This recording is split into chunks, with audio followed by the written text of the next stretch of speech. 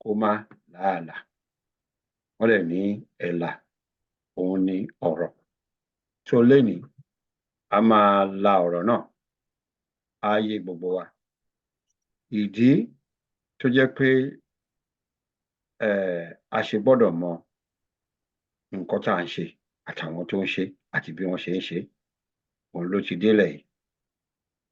Àwọn nǹkan tó jẹ́ wípé ẹ̀kọ́ tá a lè kọ́ nínú ẹ̀ níbi tá à ń lọ àti bá a dẹ̀ ṣe máa lọ, ó pọ̀ rẹpẹtẹ. Òun ni àwọn olóòtú wa lénìí ló máa bá wa yànnàná ẹ̀. How not to do Yoruba nation agitation. One of the problems that we have ní ilẹ̀ Yorùbá ni wípé a bẹ̀rù àgbà, kò dẹ̀ jẹ́ ká yégún. Yorùbá ní ìka tó bá tọ́ símú, òun la fi ń ro imú. We should learn to put our ego aside. Wọ́n ní a máa ń lóyún ọmọdé sínú, a máa ń lóyún àgbà sínú tí ọmọdé rìn nílẹ̀ rádà. Ẹni tó mọ nǹkan ṣe jù mí lọ, ó lè jẹ́ ọmọ mi ni. It makes me a better person, not the least of a person. Wípé sister mi máa ṣe o máa ṣe jù mí lọ, brother mi ṣe o, ọmọ mi ṣe o. It's for the benefit. It's called common good of all. We find ourselves in a situation where the least amongst us are leading the best and the brightest. We celebrate a square peg in a round hole. This must be a thing of the past. We should learn in Yoruba nation to put our best foot forward. We should always be ready to take the back seat. If someone can do anything better than we could or we can, let's give the person a chance. The focus is not about ourselves, but our land. Ẹ má jẹ́ kí ó dàbí ẹni pé ìdánilẹ́kọ̀ọ́ ó ti bẹ̀rẹ̀. Irọ́. I'm just scratching the surface of things that I believe our panelists will be dealing with. And thank God pé a ní àwọn bàbá wa láàrin wa lénìí, a ní àwọn màmá wa àti àwọn brothers àti sisters wa tí Ọlọ́run jogún ìmọ̀, ọgbọ́n, òye fún nínú oríṣiríṣi ẹ̀kọ́ ìjìnlẹ̀. Láì fi ọ̀tá pọ̀lọpọ̀lọ péjọ, ẹ jọ̀ọ́ ẹ jẹ́ ká bẹ̀rẹ̀ ìpàdé yìí. Ká kọ́kọ́ kọrin ìbílẹ̀ wa, Yoruba Nation National Anthem. Nation.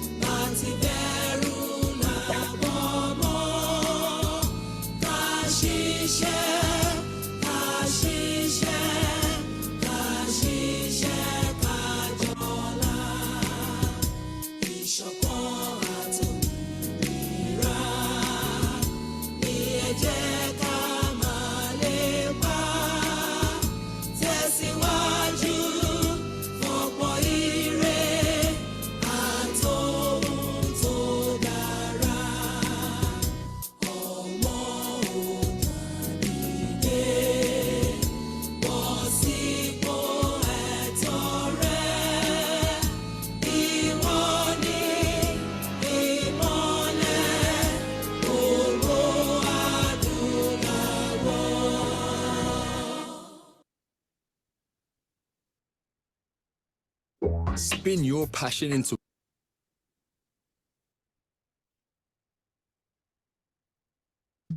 bá a bímọ nílé olówó oyè ó lè ṣèṣe olówó bá a bímọ nílé ọlọ́rọ̀ oyè ó lè rìnrìn ọlọ́lá kó rìnyẹn fanda rìnrìn ọlọ́rọ̀ ọmọ tá a bá bí ńlẹ̀ yorùbá yẹ kó mọ ti fún tẹ̀dọ̀ ohun àṣà àtìṣe ilẹ̀ yorùbá dẹ́kun délẹ̀ tó fi mọ́ ìtàn ohun orísun ilẹ̀ yorùbá àtàwọn bíi tó ṣe é múyẹn gan tó dùn ún wò nílẹ̀ yorùbá ẹ wo ẹ̀rìn ìjẹ̀ṣà waterfall kẹ́ẹ̀tún wò kọ́gùsì níbi tómi gbóná àti tútù ti pàdé ìdẹ̀rẹ̀ hill nínú odò ń kọ́ àtòkè olúmọ lẹ́gbàá alákẹ́ nání ohun anílà nání ìdí ẹ̀ gan nìyí tí yorùbá nation global directorate fi gbé ètò kan ràbàǹdẹ̀ kalẹ̀ ní gbogbo ọjọ́ àbámẹ́ta ọjọ́ sátidé fún gbogbo ọmọ yorùbá láti kẹ́kọ̀ọ́ mẹ́kọ̀ọ́ kọ́gbọ́n mọ́gbọ́n nípa àṣà ìṣe ìtàn ìṣẹ̀dálẹ̀ àti òkodoro ọ̀rọ̀ nípa yorùbá tó fi mọ́ ohun tó rọ̀ mọ́ ìjàngbara fún orílẹ̀-èdè yorùbá ẹ ṣáà mọ̀ pé bí olóde ò bá kú ojúdere ò ní wú koríko àìsí níbẹ̀ sì láì bá wọn dá sí wọ́n pín kò kàn mí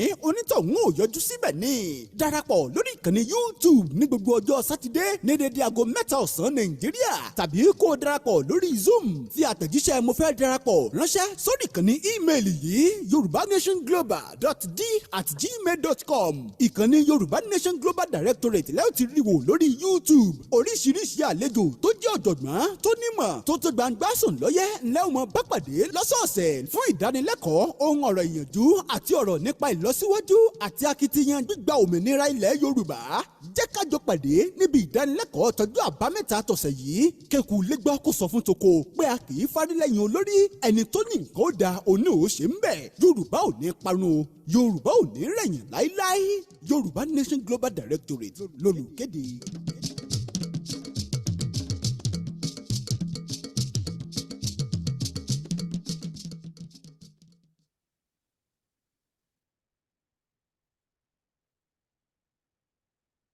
wọ́n ní olùkéde o ẹ ṣé gan ẹ jẹ́ kí n pe màmá wa arábìnrin Abíọ́lá ìṣílẹ̀ tí mo fi tọ̀wọ̀tọ̀wọ̀ pé orúkọ wọn kan wá bá wa ṣe ìròyìn lérèfé. Mrs. Otushile, are you in the house? Yes, I'm in the house. Oh, thank you. Mi ò tí ì rí yín ní o. Mo wà bẹ́ẹ̀. Mo rí jáde. It's number 3 on the list. Mo ti rí yín number 3 on the list. I've seen you. Ẹ ti rí mi, okay. Ó wá di pé tí iná bá wọlé. Òkùnkùn ó ní láti paradà. Ẹ jọ̀ọ́ ẹ ó dà pé fídíò yín ò sí on. Your video. Our video is not yet on. The video is not on. First spotlight, you know. Okay. Thank you, ma. Okay. Welcome, ma. Emma, worry. Actually, gèlè yẹyẹ lórí àgbọ̀ ti dájú. Bẹ́ẹ̀ni o. Sí ilé gan ni. Ẹ padà sí Yorùbá land gan ni. Yes. Okay. Greetings according to our individual location. We welcome you all to the weekly news update of the Yoruba Nation Global Directorate. Inú wa dùn wípé ojú ti ń rí ọjọ́ òní. The past few days has been very interesting and a big study in how not to go about the Yoruba Nation self-determination. Many will recall that a group converged on government secretariat at Ibadan and hosted a flag and proclaimed the birth of Yoruba Nation last week, Friday. This seditious act has since been condemned by the Nigerian government, as well as individuals and other Yoruba self-determination organizations across the world. We must let the world know emphatically that we at the Yoruba Nation Global Directorate do not support any act of insurrection or military intervention against the Federal Republic of Nigeria. We feel it's imperative to point out the issues that gave rise to Dupe Onitiri Abiola misadventure for it not be swept under the carpet. It's our well-considered and a very humble opinion that the government should address the root cause of the festering agitation by the Nigerian ethnic nationalities. The The discontent shown by Dupe Onitiri Abiola phenomenon spread to the ethnic nations making up Nigeria. This must be worthy enough for the Nigerian government to find a peaceful and harmonious, lasting solution to the desires of Nigerian ethnic nationalities presently agitating for self-determination.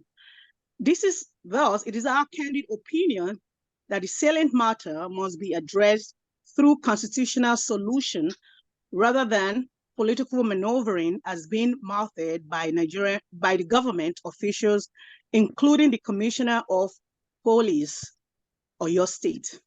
Nigeria is a signatory to few international conventions that recognize self-determination, and it is strikes law that whenever there is a conflict between nation and international laws, the latter must prevail. The Yoruba Nation Global Directorate last week submitted a comprehensive memorandum on the need for referendum in the proposed amendment to the Constitution of Nigeria 1999. The document argued that power and authority reside in the people, and they should have a lasting say in matters that affect their existence. Hence, only referendum could give the people such opportunity to express themselves. We understand the newspaper and through the social media that the EFCC is after Yaya Bello, the former governor of Kogi State, on charges of breach of trust and for stealing billions of money through some of his aides. Yaya Bello, despite 8 years in office as governor of Kogi State, was unable to turn the economy and lives of the people of Kogi State for the better. Here is now being alleged to have used stolen funds from Kogi State to buy houses in choice places in Abuja throughout proxies for himself. The lesson is that our young persons, both men and women, are showing incapability in leadership positions. And that is one of the reasons octogenarians may continue to preside over governance in our clime. That is our news update. I am Yafin Abiola Otushile. That's my submission. Odo agbe wa o, kò ní gbé àwọn ọ̀dàlẹ̀. And continue, Barrister. Thank you very much. Eshegon, God bless you. Mi ò mọ̀ bóyá Baba Adeboye Raphael, sorry, not Baba Adeboye. Baba Adebayo. Okay, Adebayo náà jọ Adebayo. Apostle. Mi ò bóyá wọ́n wà níbí. Tí wọ́n bá sí níbí, ẹ jẹ́ kí n pe accountant wa kán wá bá wa ṣe ọ̀rọ̀ ìṣúná owó. Call upon Mr. Kolade Thomas. Thank you, sir. Sure. Thank you very much, Barrister Ogedengbe. Ẹ káàsán, ẹ káàárọ̀, ẹ káalẹ́ ní gbogbo ibi tẹ́ bá wà. Princess Olamijulo, the director of the directorate. Ẹ ṣé gan ni. Mo tún wá ní ọ̀sán yìí ní UK láti wá bá yín sọ̀rọ̀ nípa funding, nípa bá ṣe máa náwó, bá ṣe máa ṣe ibi tí owó náà ti máa wá ọwọ́ yín ni. Ọlọ́run ò dẹ̀ ní jẹ́ kí gbogbo ibi tẹ́ ti ń mú owó náà kó gbẹ, kí àpò yín kó gbẹ. Mo fẹ́ sọ fún yín pé nǹkan púpọ̀ ni a fẹ́ ṣe ní ilẹ̀ Yorùbá, but agbára tí ò sí kò lè jẹ́ ká máa ṣe gbogbo ẹ̀. So la ṣe ń ṣe ní bí agbára wa bá ṣe tó. Mo wá fẹ́ rọ̀ wá pé ká jọ ká má jẹ́ kó rẹ̀ wá pẹ̀lú gbogbo àwọn bẹ́ẹ̀ ṣe máa ń dáwó fún wa, gbogbo ẹ̀ là ń rí, gbogbo ẹ̀ la dẹ̀ ń kọ sínú ìwé tí gbogbo tó yẹ pé tí ẹnikẹ́ni tó bá dáwó, tí owó tó bá dá, tí ó bá jẹ́ pé bóyá kò mọ̀ pé owó yẹn wọ inú àkáǹtì Yorùbá Global Directorate, kó béèrè lọ́wọ́ secretariat wọ́n á sọ fún mi màá fi ránṣẹ́ sí èyí tó bá dẹ̀ ní àtúnṣe àtúnṣe èyí tó bá ní pé bóyá kò ìwọlé ni bóyá wọn ò tí sọ fún wa pé owó yẹn ti dé gbogbo ẹ̀ la máa fi hàn yín ẹ jọ̀ọ́ a nídìí ìrànlọ́wọ́ yín ní UK ní all over the world láti kẹ́ máa fún wa lówó because tẹ́ ẹ bá fún wa lówó kò sí ọ̀nà tá a lè fi rí owó láti fi ṣe àwọn iṣẹ́ tí ẹ rán wa Oòduà gbé wa o kò ní gbé ọ̀dàlẹ̀ kò sẹ́nì kankan tó ń kówó yín jẹ níbí báyìí gbogbo wa la níṣẹ́ ọwọ́ bẹ́ẹ̀ náà ṣe níṣẹ́ lọ́wọ́ tẹ̀ ń ṣe gbogbo wa la níṣẹ́ tá à ń ṣe a kàn ń ṣe eléyìí láti fi máa ran àwọn èèyàn tó wà lé lọ́wọ́ nítorí kán máa gbalẹ̀ wa tó bá ti gbalẹ̀ wa kò síbi tá a máa padà sí o tó bá gbalẹ̀ wa kò síbi tá a máa padà sí o tó bá gbalẹ̀ onílẹ̀ Ọlọ́run má ṣe tiwa ní ti àwọn aborigine tó wà ní Australia tó wà ní gbogbo àgbáyé tó gbalẹ̀ wọn tó gba gbogbo ẹ̀ tó ń rí bí padà sí tó wá jẹ́ àjòjì ní ilẹ̀ wọn Ọlọ́run ní jẹ́ kí irú ẹ̀ ṣe wá nílẹ̀ Yorùbá o àmín so ọ̀rọ̀ mi màá dúró ń bẹ̀ yẹn náà ẹ ṣé gan ni thank you very much. ẹ ṣé gan Mr. Kolade, God bless you sir, thank you. Ilẹ̀ Yorùbá ṣojú gbogbo wa ẹ jẹ́ kí nǹkan tí bàbá wa sọ àti gbọ́. What is more important at this moment in our nation's history is preservation of land and property. Our ancestral home must be protected. The exercise self-determination on the land tó bá ti gbà ìdí rèé tá a fi ní ìdòwò ṣe mọ̀ pé wọ́n ní ọ̀tún wòsì òsì wọ̀tún ká fọwọ́wọ́ òlọ́wọ́ fi mọ́ ìgbà ọwọ́ alájọṣe kì í ṣe duty government nìkan láti ṣe protection fún ìlú. Number one constitutional role government preservation of life and property. But ìyẹn ò exclude citizens láti help all over the world. Tá bá sọ pé advanced nation nǹkan táwọn èèyàn ń ṣe nìyẹn. Ẹ jẹ́ kí a wá wọ̀lọ̀kọ̀ ṣàdá àwọn tí a mọ̀ tán jẹ́ tí wọ́n lè rí òdodo tí wọ́n dẹ̀ ń bá àwọn ìjọba náà ṣiṣẹ́ nípa ètò ààbò. Kò sí ìdí tí a fi ní kún wọn lọ́wọ́ gẹ́gẹ́ bí ọmọ ìlú àbí gẹ́gẹ́ bí ẹgbẹ́. Àwọn táwa ń bá ṣe níbí àwọn tó wà recognized under the Nigerian law là ń bá ṣe bá wọn jàǹdùkú ṣe. So gẹ́gẹ́ bí bàbá wa ṣe sọ ẹ jọ̀ọ́ ẹ ràn wá lọ́wọ́ àbùdí ní tolókun. Barrister, please help us put the website táwọn yẹn ti lè donate owó in the chat room. Ẹ jẹ́ kí n fi àsìkò yìí pé adarí wa tó ń pè ní director in lédè Gẹ̀ẹ́sì in English vernacular kí wọ́n bá wa sọ̀rọ̀ ìyànjú tó máa ń bá wa sọ lọ́sọ̀ọ̀sẹ̀. I call on no other person but our leader, Princess Adiola Atayero Olamijulo. Thank you. Welcome. Ẹ ṣé gan ni. Mo fẹ́ kí gbogbo wa pé a káàbọ̀ ní àsìkò yìí fún ìpàdé wa tá a máa ń ṣe lọ́sọ̀ọ̀sẹ̀. A tún dúpẹ́ lọ́wọ́ yín pé a pè yín ẹ dẹ̀ jẹ́ wa. Ìyàlẹ́nu ló jẹ́ fún wa láti gbọ́ ohun tó ṣẹlẹ̀ ní ọ̀sẹ̀ tó kọjá. In this place, which is a directorate, we do things accordingly. And on this note, mo fẹ́ fi yé wa pé a sí lára àwọn tó fẹ́ fi gbàdúgbàdù gba nǹkan tí ò sí. That's why láti mo ti jẹ́ kó jẹ́ wípé gbogbo nǹkan tá a bá ń ṣe níbí we follow law, we follow the way it's supposed to be done. And nítorí ẹ̀ náà la ṣe ní àwọn àgbààgbà láàrin wa. And also we have the panelists today that will be talking about the topic that we've sent to you. Mo fẹ́ bẹ̀ wá, mo fẹ́ rọ̀ wá, ẹ jẹ́ ká farabalẹ̀, ká gbọ́ bí a ṣe lè ṣe, ká lè tó bó ṣe yẹ kó ṣe rí.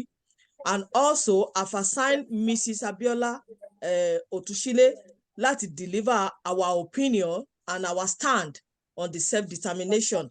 And this day, today, mo fẹ́ sọ wípé directorate sí lára àwọn tó fẹ́ cause destruction in the land of Nigeria or whatsoever. We are law abiding and we are following the due process.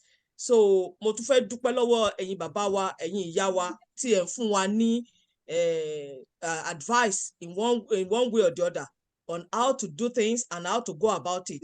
And mo dẹ̀ tún dúpẹ́ lọ́wọ́ ẹ̀yin tẹ́ ń fi owó ránṣẹ́ sí wa, ẹ ṣé gan ni, a dúpẹ́ lọ́wọ́ yín. Àbùdí ni tolókun, àbùdí ni tọlọ́sà. So I will hand over to Barrister so that our panelists can be able to teach us, lecture us also about today's topic. Ẹ jẹ́ ká farabalẹ̀ ká gbọ́ nǹkan tó máa bá wa sọ. Oòduà á gbè wá o, kò dẹ̀ ní gbé àwọn ọ̀dàlẹ̀. Èmi Adéọlá Atayiro Lámìjùlọ, èmi kò ní dalẹ̀ Yorùbá o. Ẹ ṣé gan ni, over to you, sir. Thank you very much. Ẹ ṣé gan.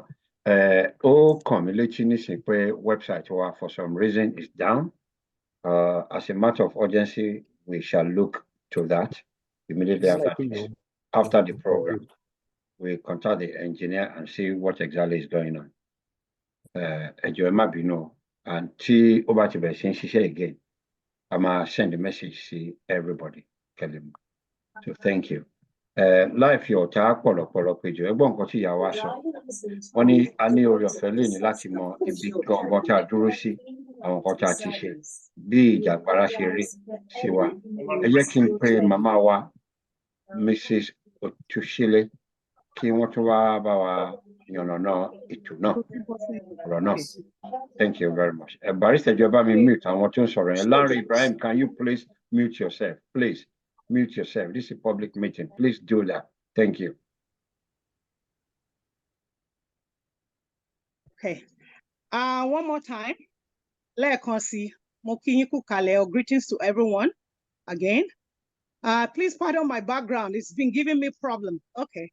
Yoruba Nation Global Directorate on Agitation for a Sovereign Yoruba Nation. It is unlawful to agitate for a sovereign Yoruba nation. Is it unlawful? That is so annoying. He's blaming me.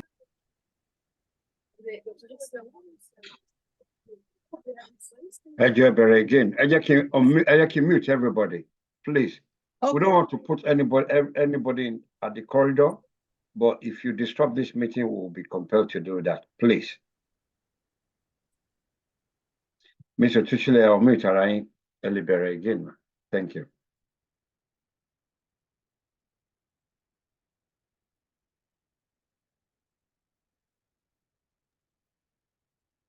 Okay. Once again, Mokiyiku Kaleo, and this is our writings. Yoruba Nation Global Directorate on Agitation for a Sovereign Yoruba Nation. Is it unlawful to agitate for a sovereign Yoruba nation? To answer this question, it becomes important to understand the word self-determination. Self-determination denotes the legal right of people to decide their own destiny in the international order.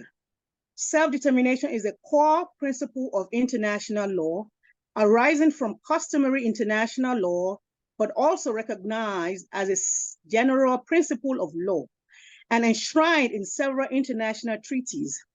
With a clear understanding of the above definition, let us examine illegal ways of agitating for self-determination. To do this, we must examine the meaning of insurrection and secession. Insurrection is an organized and usually violent act of revolt or rebellion against an established government or governing authority of a nation state or other political entity by a group of its citizens or subjects. The action may include any act of engaging in a violent revolt. Secession refers to the idea of forming a separate nation and leaving the existing nation. Let's now look into the Yoruba Nation Global Directorate's approach to agitation for Yoruba Nation sovereignty. We examine the Yoruba Nation amalgamation of 1914 We investigated the Montevideo Convention of 1933 to ascertain the Yoruba nation meets the requirements of nationhood. We established that agitation for sovereignty is Yoruba citizens' inalienable right. We supported the NINA's declaration of constitutional force majeure of 16 December 2020.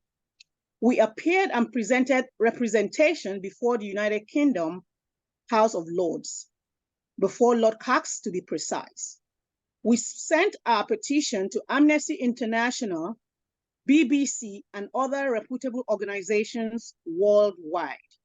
We have been providing free legal representatives for Yoruba citizens whose rights we consider are being breached by the government when they are embarking on lawful agitation.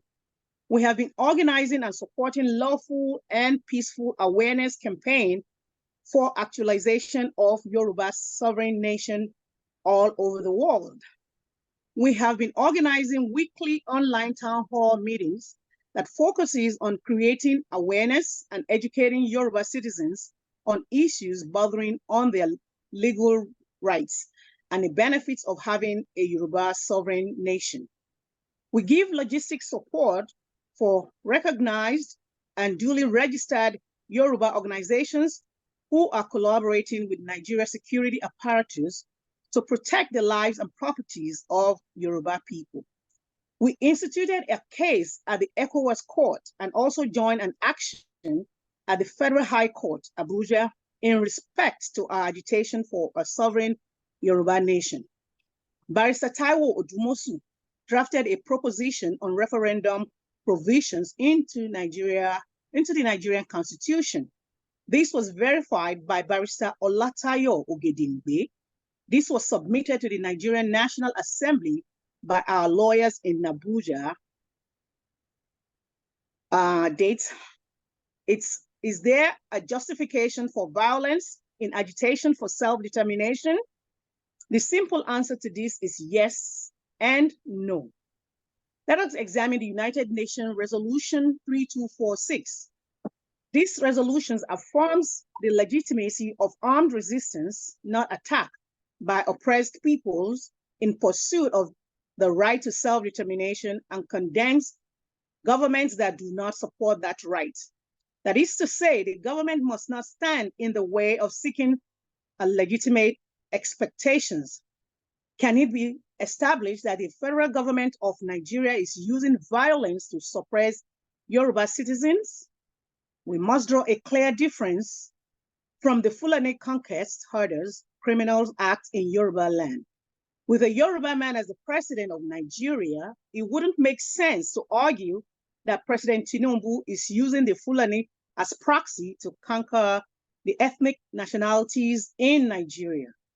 Nevertheless, armed resistance, where it has been used, is usually the last act of people being suppressed by their governments, and is usually followed by mandate of majority of the oppressed people through referendum, etc. The Yoruba Nation Global Directorate approach to the agitation for a Yoruba nation is as follows. A, legal routes. B, diplomacy. C, lobbying the Nigerian government, international organizations, international agencies, and more. We cannot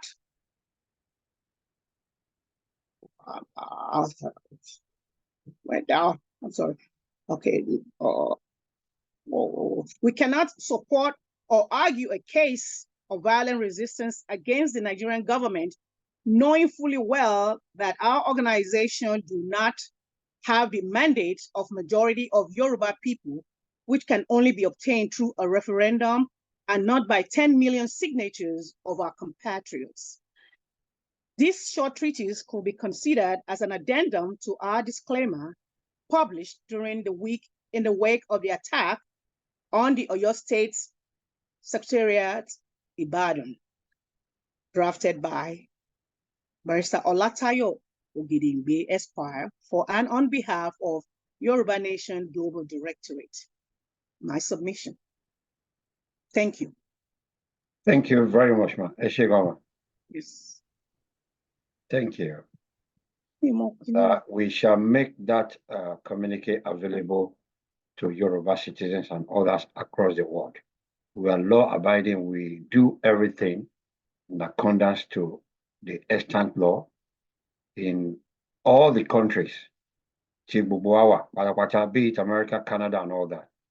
There's some things that we love to do, which is our Omoluabi.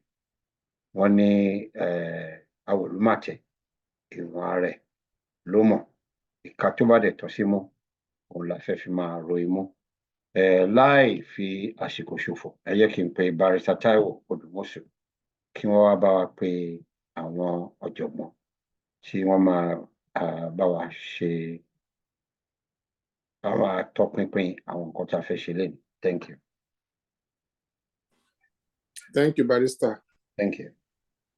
Mo kí wa a kú ìpàdé o, a ti dé ojú agbami ètò báyìí o. Èyí tó kàn sí ní ká pé àwọn tí wọ́n máa bá wa jíròrò lénìí. Gẹ́gẹ́ bí a ṣe rí àkọlé ìjíròrò wa tèmi, how not to agitate for Yoruba nation sovereignty. Oríṣiríṣi ọ̀nà ni òfin ńlá sílẹ̀ láti gbà. So èyí tó bá tẹ̀ tí oníkálukú bá fi kó wà òkè fún environment wọn, òun náà máa ń lò. So ẹni àkọ́kọ́ tí máa kọ́kọ́ pè ni àwọn dókítà wa, Dr. B.E. Oyefúdẹ̀. Barrister bá mi highlight wọn.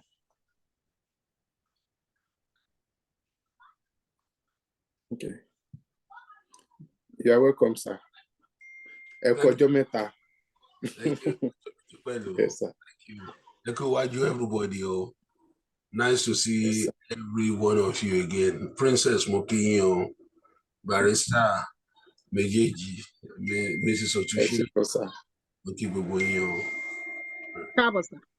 Yes, ma'am. Yes, mo máa pe àwọn barrister wa náà, Barrister Lawrence Talabi. Barrister Lawrence Talabi. Ẹ tàn fídíò yín o. Mo ti rí wọn. Okay.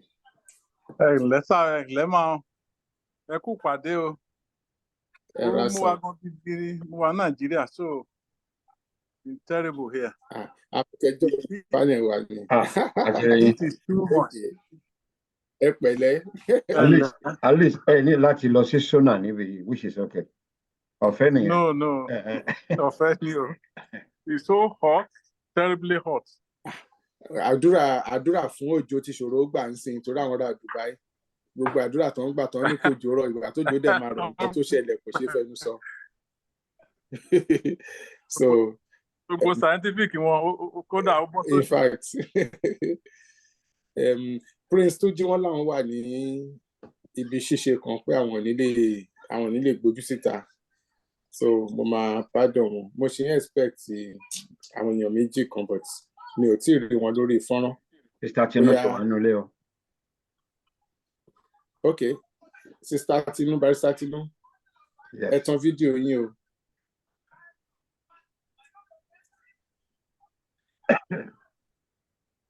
Barrister Tinu, ẹ tàn fídíò yín jọ. Okay, wọ́n ti tàn fídíò yín. Ẹ má bínú ẹ̀yin èèyàn mi, ẹ káàárọ̀ o, ẹ kú jókòó, ẹ káàsán, ẹ káalẹ́ bí gbogbo tẹ́ wà o. Ẹ jọ̀ọ́ ẹ máa pardon mi, máa wà in and out nítorí mo wà lọ́nà. Okay. Yeah, mo ń sáré run errand kan, but I am able to talk. Àmọ́ kàn máa lọ in and out ni. Ẹ ṣeun, ẹ kú pàdé o. Thank you. Yes. Ẹ ṣeun. All right. So, Barrister, mo máa ń dùn wà lẹ́yìn lọ́wọ́.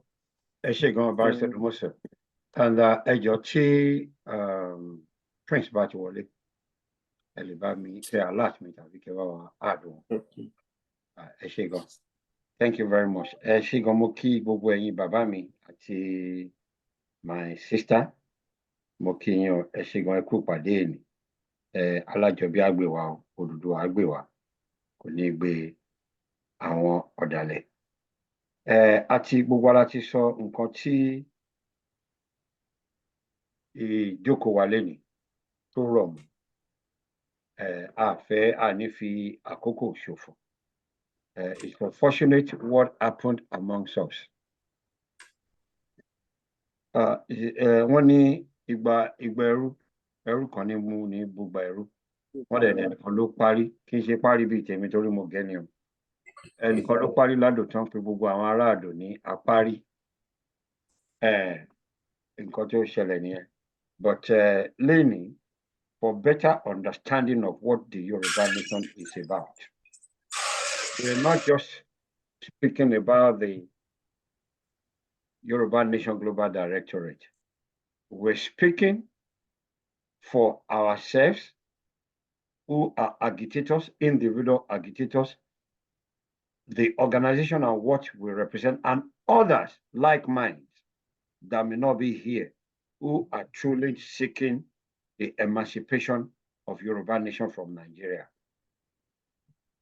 Ká tó lọ síwájú, ẹ jẹ́ kí n pe Barrister Chalabi kẹ́ bá wa sọ nǹkan. What is sovereignty? Kí ni sovereignty? In a simple, give a simple definition tó jẹ́ pé àwọn màmá wa tá máa ní nínú ìkòkò dúdú lẹ̀kọ̀ fún ti ń jáde ayé wọn ní ṣókí. Kí ni sovereignty sà?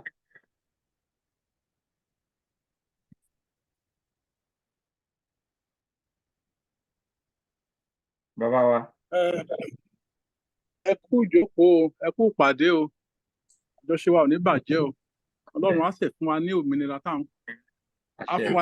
à ń lépa o. Ṣé ẹ ń gbọ́ mi báyìí? Bẹ́ẹ̀ ni sà. À ń gbọ́ yín. Ohun táwọn olóyìnbó ń pè ní sovereignty ni òmìnira ìdádúró àbí ìdádúró òmìnira. That is, ká má sí lábẹ́ anybody, kéèyàn má sí lábẹ́ àṣẹ ẹnikẹ́ni lágbàáyé. Tó fi jẹ́ pé tó bá ṣe wù wọ́n lọ́wọ́ máa ṣe nínú àdúgbò wọn àbí nínú ilẹ̀ wọn àbí níbikíbi tí wọ́n bá wà, wọ́n wà foreign, kò sí governing power kan tó control àwọn outlier of their territory. Sovereignty jẹ́ ohun tí àwọn ènìyàn gbogbo ń làkàkà fún. Pàápàá irú Yorùbá nation tá à ń sọ yìí, ká wà sovereign, ká má sí lábẹ́ ìjọba kíjọba. Ẹni tó bá dá dúró báyìí, wọ́n á lè pàṣẹ, wọ́n á lè ṣe ẹ̀tọ́ wọn bó ṣe wù wọ́n, wọ́n á lè wá owó lọ́nà gbogbo. Their source of income, their expenditure, wọ́n á lè ṣe tó ní sí any power from anywhere láti distort wọn. They will be sovereign from any accusation or any aggression, either from outside country or from internal people. So to be sovereign is very, very important for any nation. Because when you are not sovereign, you are still under the rule of a power that being. Ẹ bá wo, má jẹ́ gbà alákòókò, tá bá ní ká go back down to the history. Ẹ rí pé àwọn UK wọ́n wà lábẹ́ Rome láyé ìjọ́un. Àwọn náà gba àṣẹ táwọn náà fi dá dúró. Ọ̀dọ̀ wọn ò fẹ́ máa sọ mọ́ torí pé ìgbéraga àwọn Britain. But wọ́n sọ tàwọn America in 1716 or something like that. Táwọn yẹn náà gba òmìnira kúrò lábẹ́ UK. And so also àwọn recent nations gbogbo bíi Croatia in Europe tí gbogbo wọn pín yẹ́lẹyẹ̀lẹ. Ẹ bá tún wo in Russia náà tó káàkiri wà sovereign on their own territory. So òun ló ń fà á tí àwọn ènìyàn fẹ́ di olómìnira fún ara wọn torí pé òmìnira ṣe pàtàkì, òmìnira ṣe kókó fún ìgbé ayé ènìyàn gbogbo. Kò sí fífún ẹranko gan fẹ́ òmìnira. Ẹ bá ti ẹranko mọ́bì kan, a máa fẹ́ jáde láti gba afẹ́fẹ́ àlàáfíà. Bẹ́ẹ̀ náà làwa èèyàn. Bá ṣe wà ní Nàìjíríà sì is not kò dùn mọ́ pọ̀lọpọ̀ nú torí pé ìjọba wa ò fẹsẹ̀ múlẹ̀ láti tún any part of it ṣe. Òkà kan ṣe ohun tó wù ní tó bá pè wọ́n náà ń ṣe. Ṣùgbọ́n tí a bá wà sovereign gẹ́gẹ́ bí Yorùbá nation, a rí pé a ṣèjọba ara wa fúnra wa. I'll determine our future. I'll determine our progress. I'll determine àwọn gbogbo ohun tó yẹ wá láti ṣe gẹ́gẹ́ bí àwọn ìlú tó dáa lágbàáyé. Thank you very much. Ẹ ṣé sir. Thank you. Mo fi pé ẹ̀yin àgbàlagbà tẹ́ máa ní korokoro là ń dífá adití. Àwọn adití tó bá gbọ́ nǹkan tẹ́ sọ yìí, mo mọ̀ pé á yé wọn, but a lè sọ. Bóyá màmá wa, Barrister Tinú Akínsọlá, bóyá ẹ̀yin náà fẹ́ fi ṣókí sí nǹkan tí bàbá sọ ká tó mú wọn sórí nǹkan mi.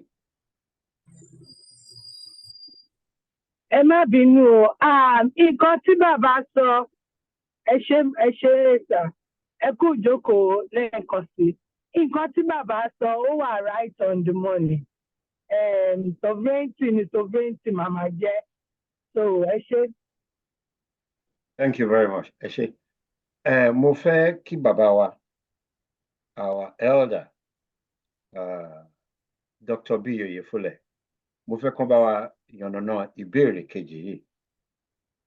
Gbogbo wa là ń jàjàǹgbara fún ilẹ̀ Yorùbá, a fẹ́ dòmìnira. The second question is, did any self-determination organization ask the mandate of the Yoruba people to take them out of Nigeria? Ejo, repeat the question one more time. Is there any self-determination organization today that can say, we have the mandate of the Yoruba people to take them out of Nigeria? As far as I know, I'm not aware of one that has such a mandate. Gbogbo ala ń jà fún òmìnira Yorùbá. The òmìnira is not something you jump into. You have to prepare the people like we're doing. Awareness. We get enough people to be aware. Then I share whatever the next stage is. Let me repeat. I think the second stage here, especially the violent stage, is part and parcel of what we're talking about. Thank you. Ẹ ṣé gan. Barrister Tinú, kí ni opinion yín pẹ̀lú ìbéèrè yẹn àti èsì tí bàbá wa fi sí? Ẹ ṣé, opinion mi ni pé nǹkan tí wọ́n sọ is right on the money. Mi ò wà aware of a group of people tí wọ́n fún èèyàn ní mandate pé kán ṣe kán jáde òmìnira and all that, but mo mọ̀ pé èmi àti so many others tí advocate for self-determination of a Yoruba nation out of Nigerian country. Ṣé mọ̀ wípé ní country yàtọ̀ sí nation. Some dárúkọ nation, there may be several nations in a particular country, which is what is going on in Nigeria. And the reason being ni pé àwọn èèyàn sọ wípé a lot of things tó ń ṣẹlẹ̀ tí wọn ò fẹ́ kó máa ṣẹlẹ̀ àti nǹkan tó yẹ kó ṣẹlẹ̀ fún àwọn group of people kan tó jẹ́ nations kò ṣẹlẹ̀ sí wọn. But don't ṣẹlẹ̀ fún other people against other nations, which is why téèyàn máa fi ní pé òun fẹ́ ṣe self-determination or kó máa seek for sovereignty, but mi ò rò wípé there is a mandate to that effect. Ẹ ṣé gan. Thank you very much. Ẹ ṣé. Thank you. Ìbéèrè kẹta la fẹ́ bèrè, because it's been said that the silent observers are the best judges. Àwọn tó máa wo program yìí afterwards, wọ́n á gbọ́ gbogbo opinion yìí pátápátá. Ẹ má bínú. Tó bá gbọ́ gbogbo opinion táwọn ọ̀jọ̀gbọ́n wa tí wọ́n give out lẹ́nìí, àwọn náà lè bá àrò àti ọ̀dọ̀fínú wọn sọ̀rọ̀. Wọ́n á dẹ̀ make the right decision. And ìbéèrè kẹta mo fẹ́ bèèrè lọ́wọ́ Dr. Oyefule again is lẹ́ǹkan gbà tẹ́ ẹ sọ̀rọ̀ wípé stage kan ẹ mẹ́nubà nípa awareness. A fẹ́ gba Yoruba nation, a fẹ́ sovereignty. Can any Yoruba self-determination organization honestly say the Yoruba people have had enough awareness? Charlie sọ pé a ti gba enough awareness because Yoruba ní a kì í sùn ká kọrí síbi kan náà. Èyí wù ẹ́, èyí wù mí kò wù ẹ́ ló ń jẹ́ kí ọmọ ìyá méjèèjì kan jẹun lọ́tọ̀ọ̀tọ̀. We have those who want restructuring and wants to remain in Nigeria.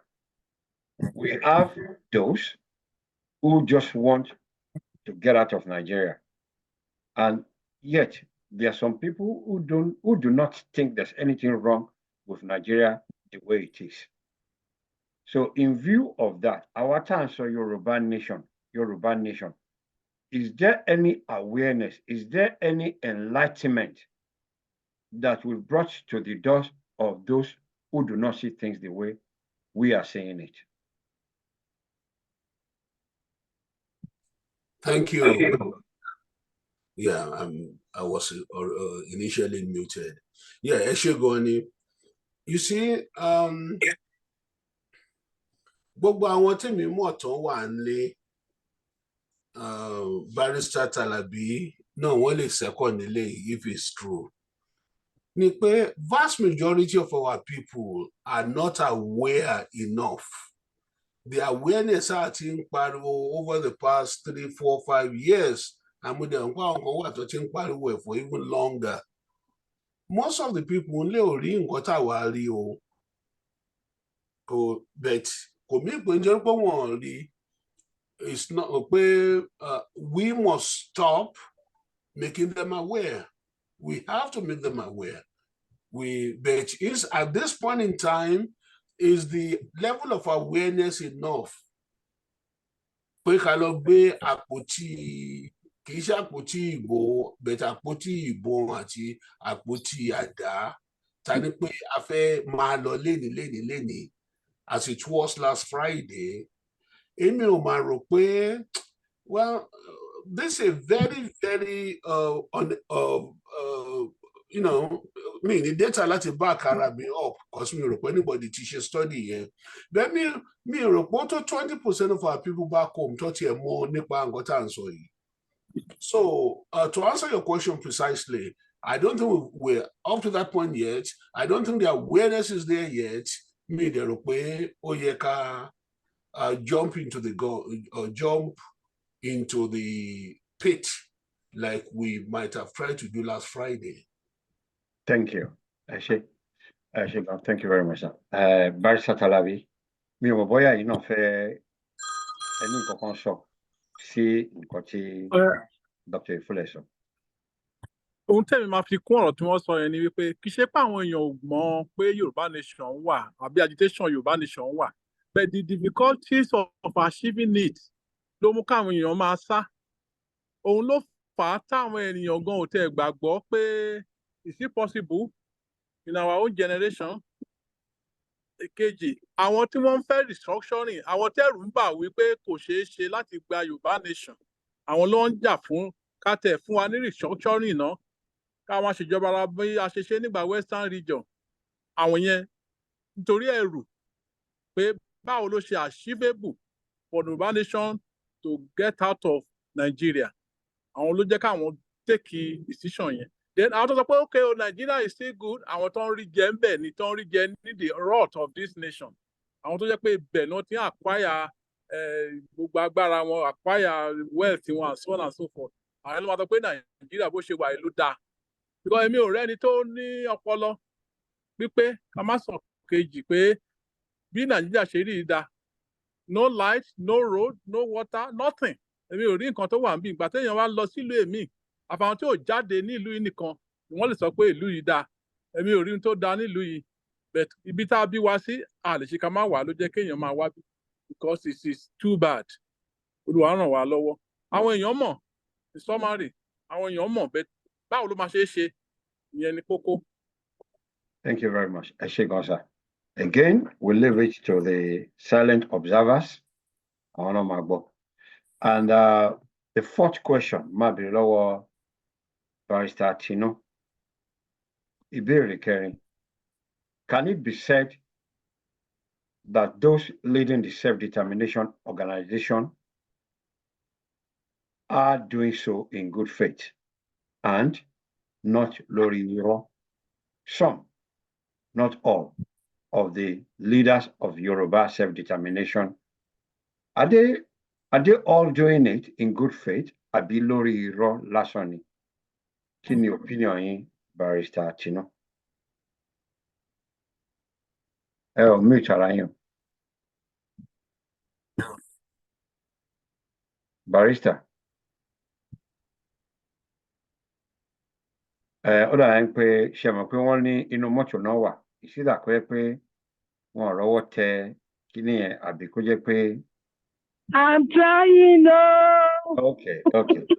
I'm trying to do it. Yeah. Question for me, Barrister, is a very tall order question. It's loaded and ṣe mọ̀ pé wọ́n Yorùbá kó tó ṣe bí òwe ẹ̀yin bàbá mi àti ìyá mi ẹ̀foríjì mi o. Yorùbá ló sọ pé oníkùn ló mọ̀ọ́kà.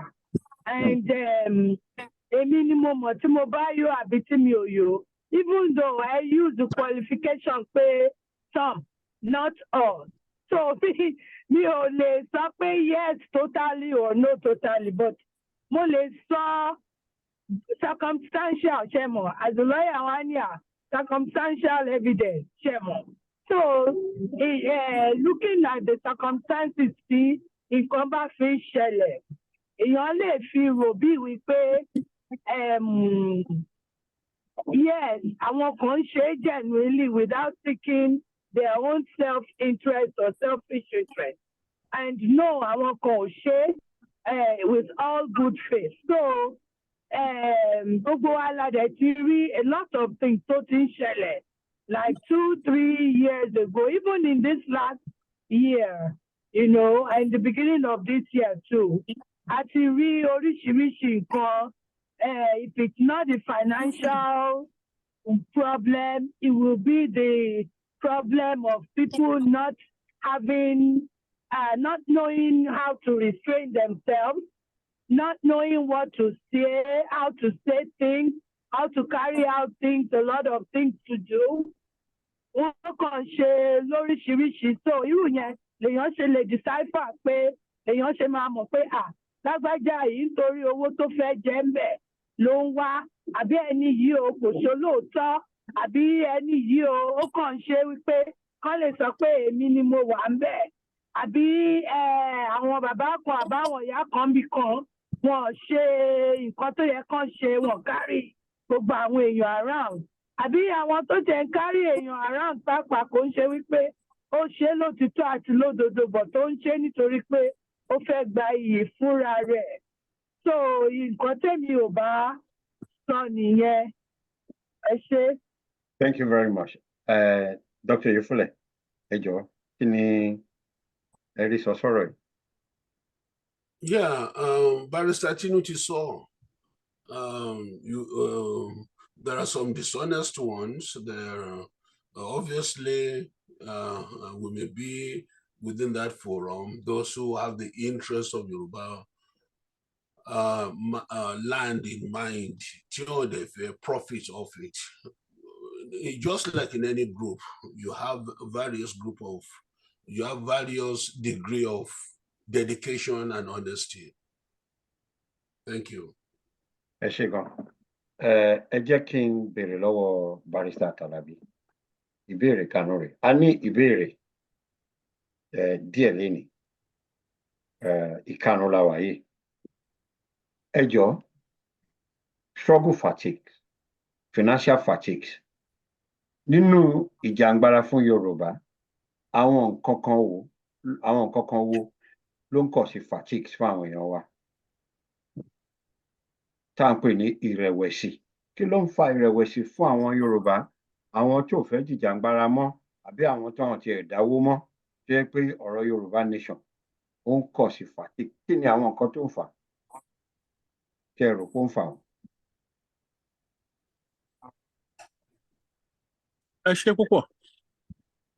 nígbà tí èèyàn bá ṣẹ̀ṣẹ̀ bẹ̀rẹ̀ nǹkan, the zeal of finishing it on time á wà ń bẹ̀.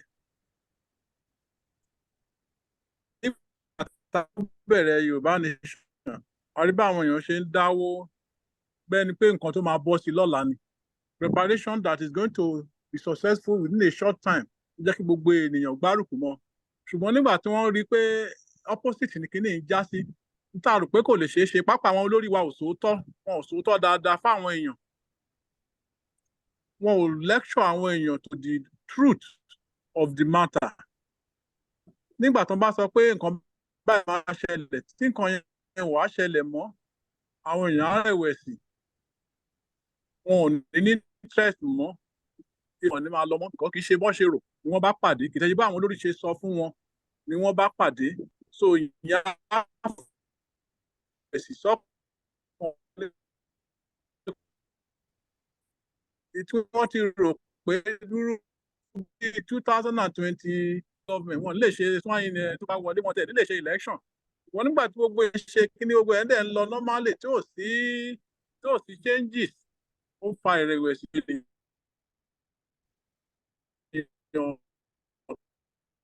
Interest díẹ̀ ló máa. Ẹ ṣé, barrister, mo fẹ́ kẹ́ bá wa yànnàná bí irú ọ̀rọ̀ wo gangan náà sọ fáwọn èèyàn. Ọ̀rọ̀ tí àwọn èèyàn gbọ́, wọ́n ní tí ò bá gbọ́ yìnkì, inú kì í bàjẹ́. Ọ̀rọ̀ wo gangan lẹ rò pé àwọn èèyàn gbọ́ tó wà lára nǹkan tó fa ìrẹ̀wẹ̀sì? Ẹ kàn fún wa ní example kan péré. Nǹkan tó ló máa ṣẹlẹ̀ tí ò ṣẹlẹ̀. Bẹ́ẹ̀ ni sà. Okay. Ìkan tí mo lè mention tó ṣe pàtàkì ni wípé òmìnira wa máa bọ́ sí before the election. Pé a máa gba sovereign láti take the necessary step. Pé before the election of 2023. Pé Yorùbá nation máa dúró. Okay. Ó jẹ́ káwọn èèyàn sapá sí. Ṣùgbọ́n nígbà tí 2023 rẹ̀ kọjá, wọn ò ní ṣe election, wọ́n dẹ̀ ṣe election. Wọn ò ní wọlé, wọ́n dẹ̀ wọlé. Wọn ò ní ṣe swine, wọ́n dẹ̀ ṣe swine. Àwọn èèyàn wa ní ó dàbẹ̀ pé irọ́ wà nínú ọ̀rọ̀ yìí àti pé this is not feasible. So ohun tó fa tẹ́mi rò pé ìkíní kókó tó fa wàhálà ni. Ẹ ṣé gan. Thank you. Dr. Ifule.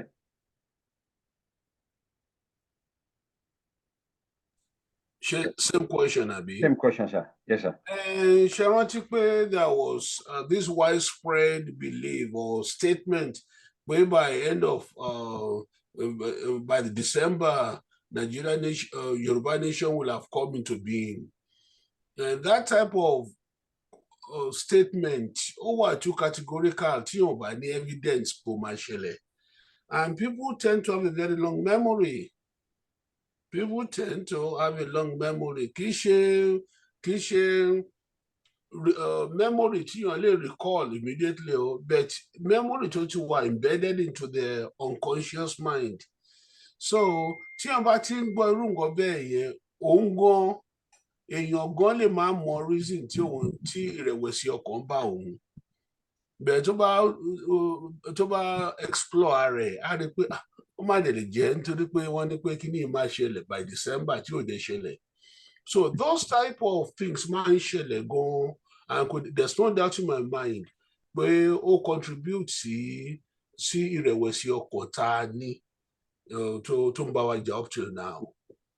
Thank you very much. Ẹ ṣé gan. Thank you, both Barrister Talabi and Dr. Ifule. Ẹ ṣé jẹ́ kí n bọ́ sí ìbéèrè kẹfà. Sister Tinu, Barrister Tinu Akinshola. Our position has always been that that our people, our Yoruba people, must have a say on how they desire for their lives to be governed. Ìdíre tá a fi wo gbogbo nǹkan bó ṣe ń ṣe jákèjádò àgbáyé tá a dẹ̀ sọ wípé government of the people, for the people, by the people. And a sọ̀rọ̀ nípa referendum pé ó ṣe pàtàkì àwọn kan ní kò ní sí referendum, kò sí nǹkan tó ń jẹ́ bẹ́ẹ̀. Looking back, what do you think about the position this organization took and the information we were giving out to people on how to do things? What would you say to our position on referendum in view of what happened last week Friday? Also, she don't know Yoruba more. Please, can you please enlighten our people on this? Okay. Mo need láti part, so mo part yẹn Okay. Concentrate lórí this particular thing. Mo gbọ́ àwọn nǹkan tẹ́ sọ. Mo mọ question tẹ́ béèrè, but I don't know what extent or which actual thing ni mo láti sọ̀rọ̀ speak to. But mo mọ̀ wípé for somebody bí a ṣe sọ tẹ́lẹ̀tẹ́lẹ̀ ìgbà tá a bẹ̀rẹ̀ ọ̀rọ̀, mo sọ pé èmi fúnra mi mo advocate. Mi ò advocate for coup or for pé kán lọ gbébọn, kán lọ gbàjọba forcibly or militarily. But mo advocate wípé kí to your tent, O Israel, kó ní kálukú kó dọ́mù yẹ́ gbé, kí gbogbo economy nǹkan kan àti gbogbo àwọn nǹkan tí ò dá tí ò ṣe dáadáa tí à ń rò pé ó jẹ́ kí àwọn èèyàn fẹ́ máa sọ wípé àwọn fẹ́ ní ìlú tiwọn. So èmi náà mo fọwọ́ sí yẹn. But nígbà tí wọ́n ń sọ̀rọ̀, tá bá ń sọ̀rọ̀ referendum, kí ni referendum? Ṣebí gbogbo ìlú náà ló máa ń fẹ́ ṣe tí ìlú kan máa fẹ́ jáde kúrò ní ibòmíì tí wọ́n ti wà tẹ́lẹ̀tẹ́lẹ̀. Nǹkan tí mo mọ̀ tí mo rò wípé àwọn kan ṣe ń sọ wípé àwọn ò ní ṣe referendum. Táwọn kan dẹ̀ ní àwọn fẹ́ referendum. Òun ni wípé gbogbo àwọn aráàlú tí wọ́n fẹ́ kí ìlú mi, wọ́n tẹ̀ka wípé òkè mo fara mọ́ pé kí ìlú mi kí kó jáde kúrò nínú ìlú ńlá yìí. Gbogbo alámọ̀ káàtì ẹ̀mọ́ gbogbo ẹ̀, a mọ nǹkan tó ṣẹlẹ̀ pẹ̀lú Brexit tí UK tó ní àwọn Britain ní o, Ireland ní o, nǹkan ní o tó ní òkè àwọn fẹ́ jáde kúrò ní UK o tí wọ́n fọwọ́ sí.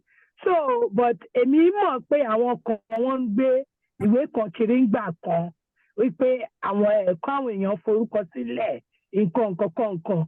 Bóyá ẹ ló wá ń ṣe pé tí wọ́n fi ń rò bíi pé referendum nìyẹn, pé àwọn ti ní ọwọ́ àwọn èèyàn nú, support àwọn èèyàn, ìmọ̀ iye tó jẹ́ o, tó náà fi wá rò bíi pé àwọn ti ní power àbí authority from àwọn èèyàn láti lè lọ ṣe referendum yẹn, and they think they have that referendum.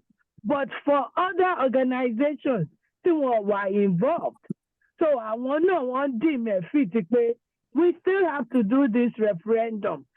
But in all honesty and in all fairness, referendum kì í ṣe nǹkan tí téèyàn máa wà lábẹ́lé tó máa lóhùn ṣe. It has to be open to everybody. Even organizations, you are supporting each other or not, you have to coalesce, even as a group, as a people.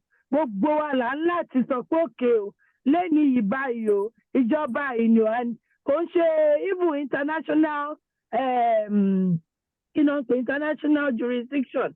Mi fẹ́ sọ pé bí UN, international organization or institution bí UN, normal wa ṣe, normal observe. Some are we free and fair, just like we hold our suffrages voting in Concope. So I want no matter observe there. I can't call it little. But even to get people to that, people have to know why we are doing it. You have to educate people. How many votes are we looking for? And all those things. Earlier. Nígbà tí bàbá àwọn dáàdì mi méjèèjì, Dr. Oyefule àti Barrister Talabi, tí wọ́n sọ̀rọ̀ nípa wípé eléyìí tí wọ́n sọ pé àwọn èèyàn nǹkan pé ṣé wọ́n wà aware pé bóyá a fẹ́ gba Yorùbá nation and all that. mo support àwọn méjì but èmi tún ní another variation tí nǹkan tí wọ́n sọ. Ẹni tí ò bá wà genuine, ẹni tí ò fẹ́ ṣòótọ́ ló máa sọ wípé òun ò mọ̀ nípa wọ́n ń pariwo pé àwọn fẹ́ ní Yorùbá nation. A lot of people mọ̀ ń pa ẹ̀. A lot of people wọ́n kàn wà indifferent ni. Bí wọ́n ṣe sọ pé àwọn tó ń jẹ́ ń bẹ̀ wọn ò fẹ́. Àwọn tẹ́bi ń pa wọ́n fẹ́. But àwọn kan wà tẹ́ pé wọ́n mọ̀ bọ̀ wọn really mọ̀ the nitty-gritty. So the education piece, consistency, and láti campaign àwọn èèyàn láti mọ̀ okay kí ni reason tẹ́ ṣe ní dandan ẹ fẹ́ ṣe Yorùbá nation. Right now, nígbà tí ọdún yìí ti bẹ̀rẹ̀, in fact, maybe in the last 6 months, we can tell pé even a lot more people tí wọ́n polówó Yorùbá nation fún wípé kán tiẹ̀ kán tútọ̀ wọn àbí kán sọ fún wọn. Àwọn gan wọ́n wá ń sọ ọ̀rọ̀ yẹn sìn. Wọ́n mọ̀ on the surface wọn mọ kí ló really wà nípa. So it will be to our interest láti lè educate àwọn èèyàn mọ̀. Ibẹ̀ yẹn lèmi ti ń bọ̀. Ẹ ṣé. Thank you very much. Ẹ ṣé gan, Sister Atinu. Wọ́n ti ní kárìn kápọ̀. Iyẹ ló ń yẹ ni. Thank you so much.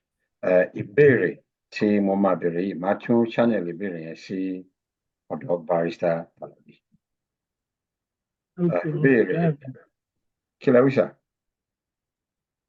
Ìbéèrè tí Èmi ni mo ní mo lè drive nsìn so. ẹ sì lè drive kẹtún tó park. Ẹ ṣé. Thank you. Barrister.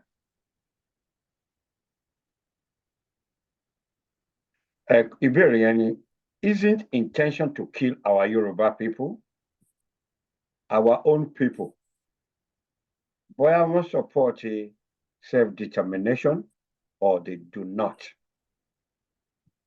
Isn't the intention to kill and destroy Yoruba property under the guise of seeking self-determination a criminal offense?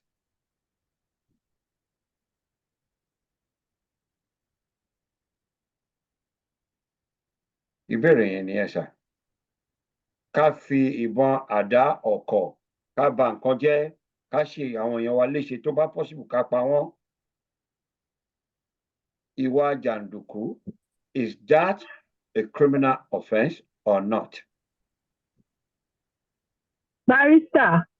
Yes. Ẹ tètè gbà mí láyè kémi sáré sọ̀rọ̀ sí nǹkan tẹ́ sọ yẹn because dáàdì mi rò pé wọ́n ti ready. Okay, ẹ lè sọ. Nǹkan tẹ́ béèrè yẹn ó ṣe dáadáa. And èmi máa sọ pé yes, ìpè criminal act ni nǹkan tẹ́ sọ yẹn. It's a grievous, egregious offense. And why ta ṣe sọ bẹ́ẹ̀? Kí n tó sọ why? Màá sọ fún wa wípé ní anywhere lágbàáyé ni there is what is called human rights, you know, and gbogbo even constitution ìlú anywhere èèyàn belong to ó fún wa ní certain civil rights, and then international law too. I think it's Article 51 UN Charter. Ó sọ fún wa ṣe mọ̀ wípé fundamental human rights wà. Now, kí ni rights yìí? You have the right to free speech, freedom to associate, you can belong to any organization, you have freedom to express yourself, you have freedom to say pé eléyìí ni mò ń ṣe tẹ́lẹ̀ mi ò ṣe mọ́. Even tọkọ-tìyàwó tí ò bá pè wọ́n mọ́, wọ́n láwọn ò ṣe mọ́, wọ́n á divorce ara wọn. But níbi tí wọ́n bá ti ń nara wọn, àbí tọkọ ti ń ná ìyàwó, àbí tíyàwó ti ń ná ọkọ, tó ti ń ṣera wọn léṣe, yẹn ti di domestic violence, ó ti di criminal act. Àbí ibi tí èèyàn ti wá ń gbébọn láì nídìí, ọkọ̀ tí ẹ̀ sídìí pé wọ́n fẹ́ gbébọn, èèyàn kò provoke defend her in the face of threat or aggression, but you just get up kò sẹ́ni tó sọ pé ká má ṣe self-determination We want to emancipate our people. We want our people to be on their own. Our nation to come out of the country of Nigeria. Yes, we want sovereignty. We want all that. We are doing it diplomatically. There are so many ways that we share, which we don't share. But at the point,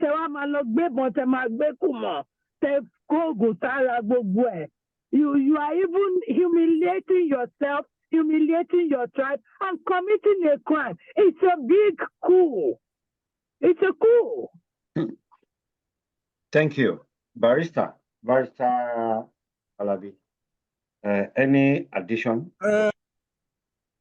Yeah, addition to more question because the line was fading here and there.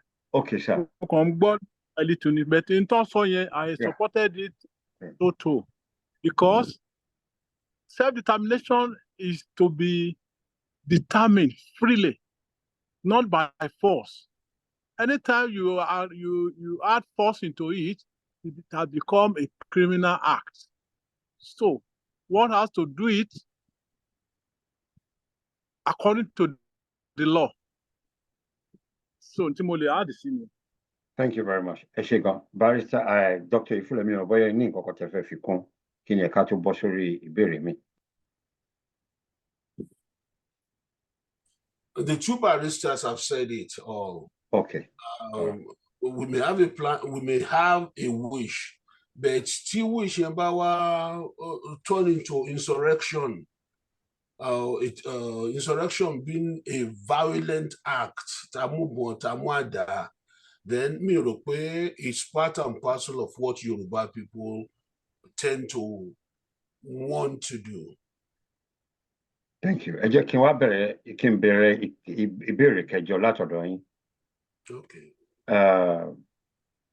Is it appropriate to petition engaging Nigerian government diplomatically, lobbying international communities, and pursuing the legal route more honorable than armed struggles? Yeah, fún àwọn ọmọlúwàbí àwa Yorùbá, that's the only route tèmi rò pé wà open fún wa. We are not known to be a rowdy set of people. Talong payo kiri, talong gbebon kiri, I mean, so to answer your question, I think the diplomatic route, I think engaging various governments, Nigerian government, any other third-party government to help, it should be the way out, not the secession-like insurrection. Thank you. Barrister Tino?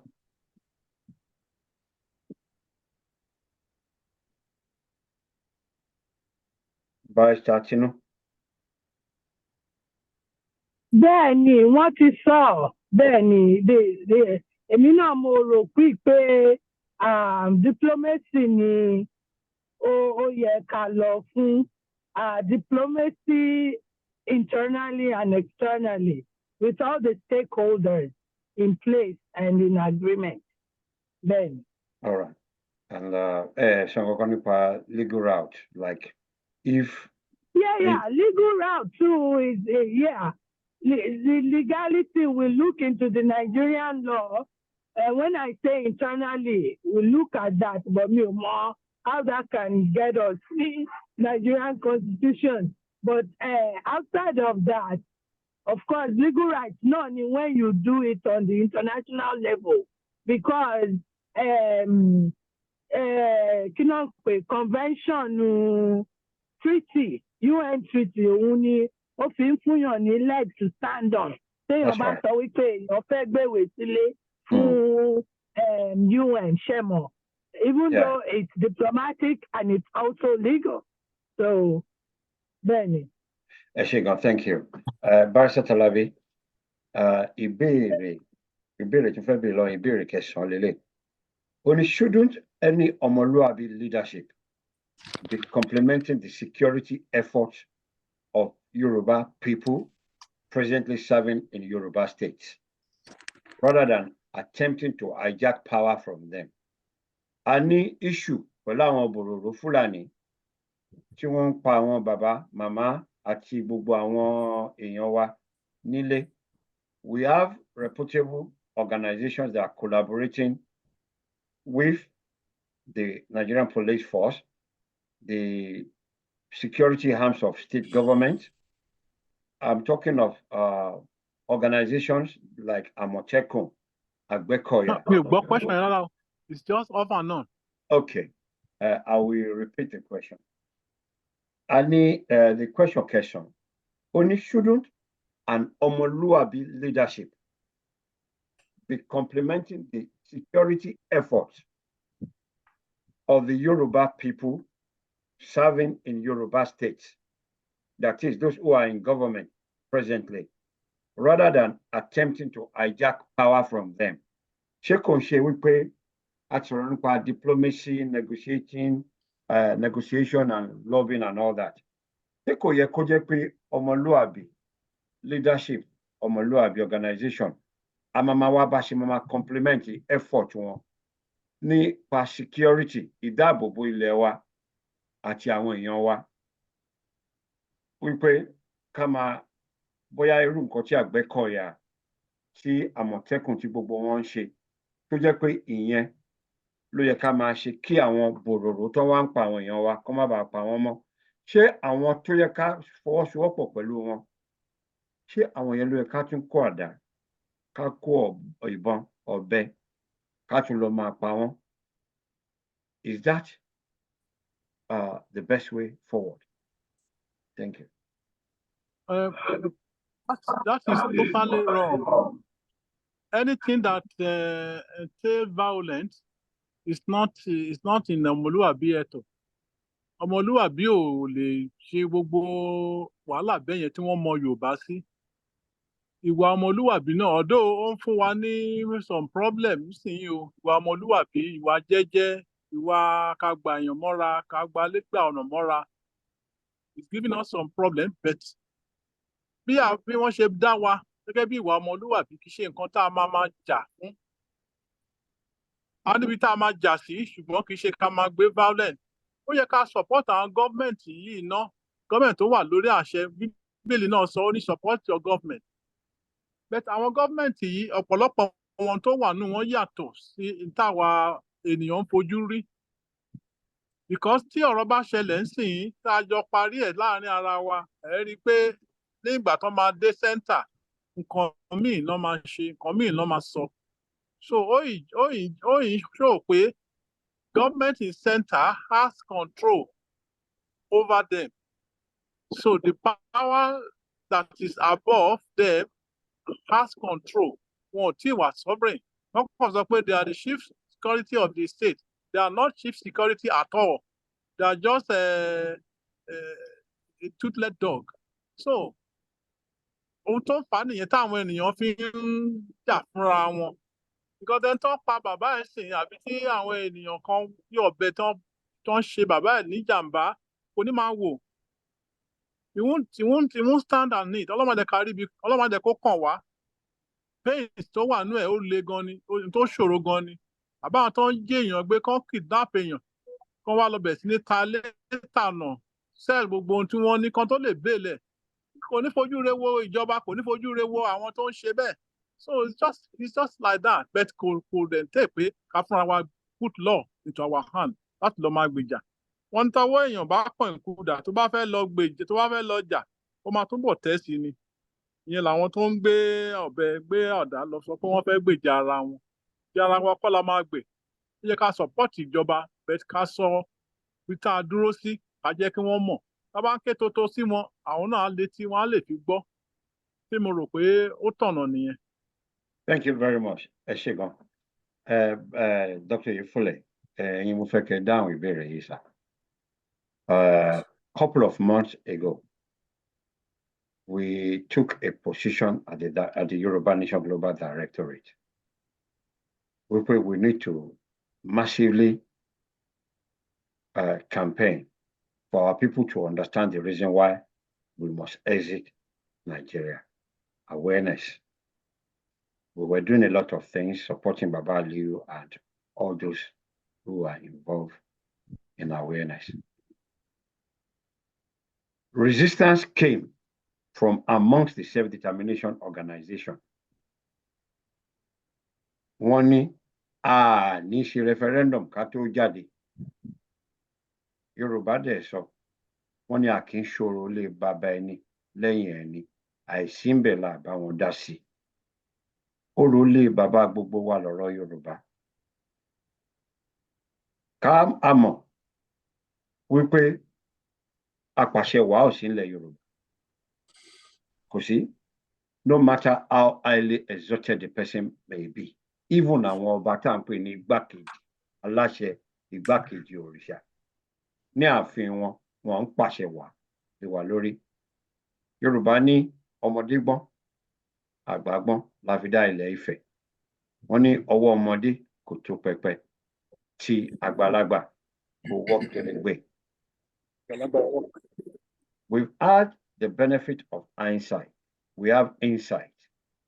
So foresight is what we're talking about now. Considering the hindsight, that it is appropriate ká béèrè lọ́wọ́ àwọn èèyàn wa, ká lè sọ wípé ìlú sọ pé ǹjẹ́ nǹkan tá a sọ nígbà yẹn, looking all around, ṣé kò stand the test of time nísìnyí pé a gbọ́dọ̀ bá àwọn èèyàn wa sọ̀rọ̀. We must have a referendum. I want to make effort at collect as national. I will send a proposition on that to the National Assembly, Barrister Dumosu, like you had in the news update, drafted it, I've verified it. That is to go through everything he proposed. It was okay. On and for and on behalf of the Yoruba Nation Global Directory for the entire Yoruba Nation. We submitted that, it's been received in Abuja. So looking at that, do you think the position we took then, this organization, do you think is appropriate? Is it right? Your opinion on that, sir? Well, a quick answer, I could give, give another explanation, talk a little bit further. The quick answer is yes, absolutely. The position of the directorate was right on the money. And as far as I know, the directorate has not wavered on that good decision. That's the answer. Second thing, you see, àwọn ẹlòmíín confuse ká máa gbé paper kó máa sign. Some people confuse that with referendum. You see, how many people will sign? How many people will say yes or no to a particular question? You have to learn what on she at a referendum here. And unfortunately, kò sí referendum clause yet nínú 1999 constitution. So tó bá tiẹ̀ lọ gbé exercise book, notebooks, kò ní káwọn èèyàn máa kọrúkọ wọn sí. That is not referendum. So, kò tí sí referendum clause in the 1999 constitution. We still have to find a way to insert referendum clause into the constitution. Ibi tí àwọn èèyàn wa tó wà closer to the seat of power feel a help nìyẹn ìgbà tó bá redo current constitution. Number two, nípa apàṣẹ wàá, you see, some people tend, want to take laws into their own hand. Bó ti wù wọ́n kó rí làwọn dẹ̀ rò pé ó máa rí by pushing it forward. And mi dẹ̀ rò pé ní logical ní irú ìlú tá wà, irú state of Yoruba land, mi rò pé a kàn lè ṣe apàṣẹ wàá bẹ́ẹ̀ yẹn kí handful of people, maybe 1%, 2%, 10% of the people feel that this is the way forward, everybody must follow them. Apàṣẹ wàá náà ń pè yẹn. Have these people sampled vast majority of Yoruba land? I can tell you, I'm more than 10% right now. Láti go forward. I don't think so. Now it behooves us láti make what we've been working for over the past few years to make it available to people and make them become more aware. Over the past year or year before, that awareness has been growing. And we have not come to the full stop either. We still need to make our people aware of what we're trying to do. But are we there yet? Did the people who acted as if we were there yet in your Friday, àwọn yẹn gan náà ṣe bí àpàṣẹ wà pé nǹkan táwọn fẹ́ nìyẹn, so everybody else must want it, and it's all anti-Yoruba in a way. Àwọn kan ní pé ẹja máa ń gbé ẹja mì, kì í ṣe irú eléyìí. Ẹja ò lè gbé ẹja mì nínú ọ̀rọ̀ tá à ń sọ yìí. We have to do this thing rationally so that we can get a better outcome than we have had so far. Barrister. Thank you very much, Dr. Ifule. Emi mo bóyá bàbá wa Barrister Talabi. Ṣé gbọ́ ṣé network yẹn allow yín sir? Yeah, mo gbọ́ díẹ̀. Yes. But it's a fact ni àwọn Dr. Ifule sọ yẹn. But kíní kan tí mo rí pé ó wà difficult. Ó ní wípé how do we insert the referendum clause in the Constitution? It's a journey impossible with the set of government. Before they can insert in the Constitution, you will see how to change the Constitution, how to amend it, the problem and here and there. Except there is a way of nullifying all the Constitution and start again, which is impossible. I don't know how you are going to do it. Then who will raise the clause in the House? With this House we have, where yes voice is being ruled or no voice is being the order of the day. When the yes voice is more than when the no voice is more than the yes voice, they will say yes, have it. It's difficult, very, very difficult. That's why the route of referendum will be a bit difficult, as I can see it, with the present dispensation. Yes, thank you very much, sir. I observe the use of the word will be. My humble opinion will be maybe, not impossible. And you will remember there was a constitutional crisis during the Yadwa and Jonathan's regime. And one of the gentlemen I had the privilege of working with, of knowing him, I should say, is now an attorney general in Ondo State. Kayode Ajulo actually put forward the doctrine of necessity at the time. Nigeria was facing constitutional crisis. I don't have a single doubt that with a lot of brainstorming, some progressive within the Nigerian House, regardless of how complex the constitution may be, will do something. Something may happen in respect of that. But ito maburuju ni pe ká má sọ̀rọ̀, ká má ṣe nǹkan tó yẹ ká wá ṣe as citizens. And òwe Yorùbá tó wá sọ́kàn mi ni pé wọ́n ní màálù àdọ́yọ̀. Wàrú wá pọ̀.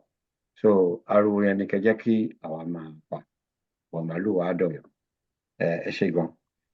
Sister Tinúmi ò gbàgbé yín o. Ẹ jẹ́ kí a kásẹ̀ ètò yìí ńlẹ̀ pẹ̀lú ìbéèrè yìí. Mo mì pé abala ètò yìí ni o.